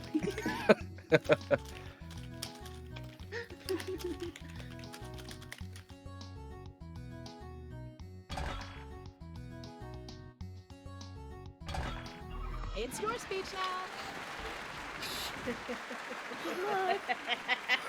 Yep. Oh, this is gonna work out great.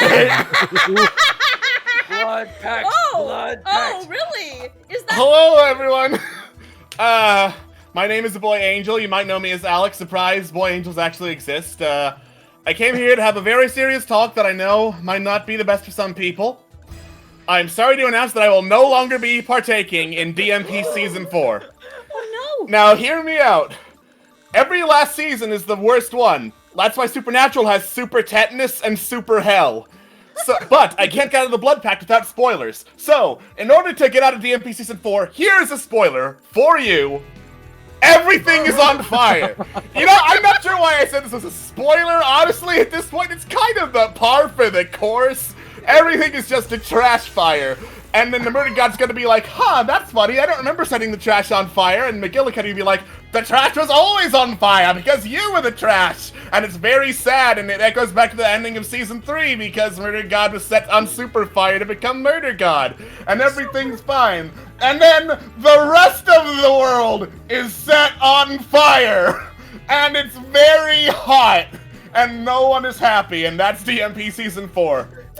But good news! There is a better way. I can, in fact, hold Discord Murder Party Season 4 hostage until they do my plotline instead, which may, in fact, get me back into DMP Season 4. What is that plotline, you ask? Well, here you go.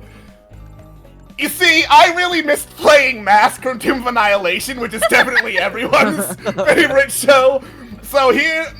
But I also needed to update him for the modern age. So here you go. A creepy motherfucking Mask, but it's plugged into an iPod. But because I was also playing Dr. McGillicuddy, it's also super representative. Everything is actually this particular mask. That's how they work in Discord and Murder Party. We peel back the layers and surprise, it's all iPod? Always has been.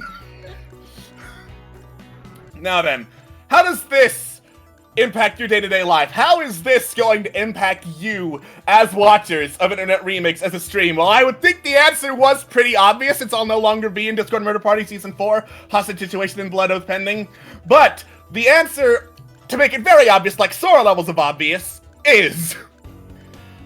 Well, you see, as everyone said, oh surely Internet Remix is just gonna fall into the ocean and the house is gonna fall apart after DMP ends. And that is actually correct on every point. There will be no other shows on Internet Remix after Discord Murder Party. Fallen Empires, who gives a fuck? No one watches Fallen Empires. Call of Cthulhu? No one can pronounce who the mask is supposed to be of. We only know the mask from the slide before this one. Please watch Cursed Throne, but you can't watch Cursed Throne because you'll all be underwater and you'll meet Kaddath. You don't even know if that's a genuine spoiler at this point, because who knows what I have done by breaking this blood oath. No one is safe, especially not you, Timmy. Thank you. Yay. Here's all the number stuff. Yes. Sorry. Why did you do that? Why did I do what? I have to come to Texas now to play Klonoa 2 and kill us both. I'm glad you have your priorities in order.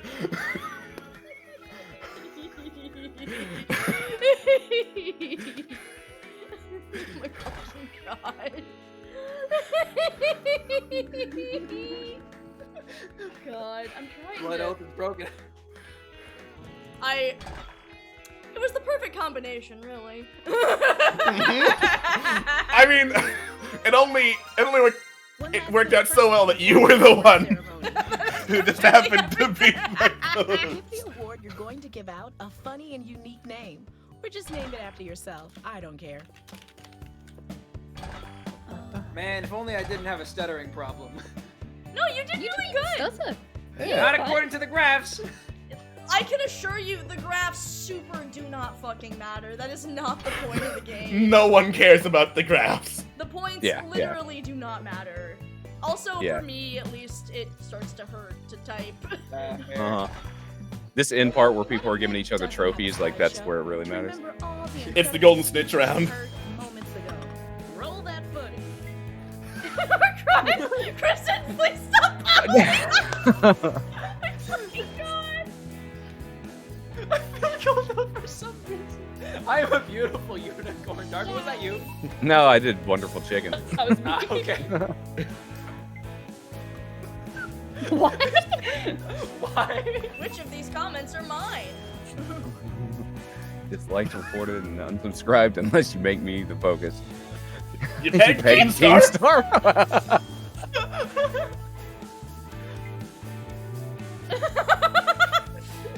Dr. Stroke, then it is the fire that burned us all.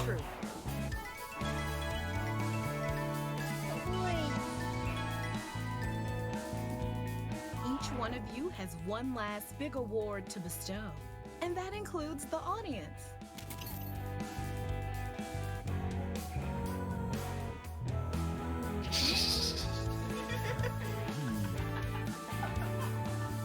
Isn't it nice when your opinion matters? And now, at last, the very serious and important prizes.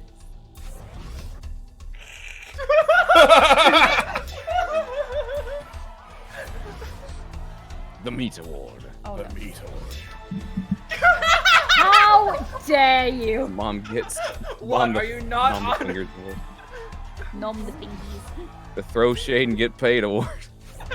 That was fun. TMP is cancelled. Wow! I can't believe I'm the winner! This makes up for all the suffering I experienced this stream. You earned it. Oh my fucking Woo! Oh god, I am ashamed of my stuttering problem. No, Juno, you Oh, you're did good. really good. You did good. Juno, you roasted me for several minutes. You did the point of the stream. Aw, Alex gets no face. Yeah, it's like karaoke, but for like public speaking. Yes. That's what it is. See, you got the first engagements. Yay! I'm trying to find. Okay. So, I was trying to put, hey nerds, here's how to survive an anime attack. Everyone panic, we are almost out of Mountain Dew Livewire, and how I survived a close encounter with Cernos' floaty eyes. One of mine was like, I can talk in a dog's voice, so today I'm going to explain DMP to you. Yes! I made that one. One of mine was my OC is going to wear a red dress and have black wings or something. Oh my god! That was me. Guys, you can't Everybody shut up. I'm only going to wear a red dress and black wings. Oh my god! Why is every single... You guys can't make every speech be about making fun of me! Why not? It's fan fiction. It's the fan fiction night. It's Kristen roast hour. That's right, actually. I guess that is on brand. Alright, well, thank you everyone for joining us for this, I don't know if lovely stream is the right word, but you know, Oh, no, it's it was fine. lovely. It's fine. It was absolutely lovely. Remember, kids, go to therapy. Don't Anyway, bottle up your trauma. we'll see you tomorrow for Is Fallen Empires back yet? Or... Yes. Yes. Yay! See y'all tomorrow for Fallen Empires. All right, goodbye everyone. Love you all. Bye bye.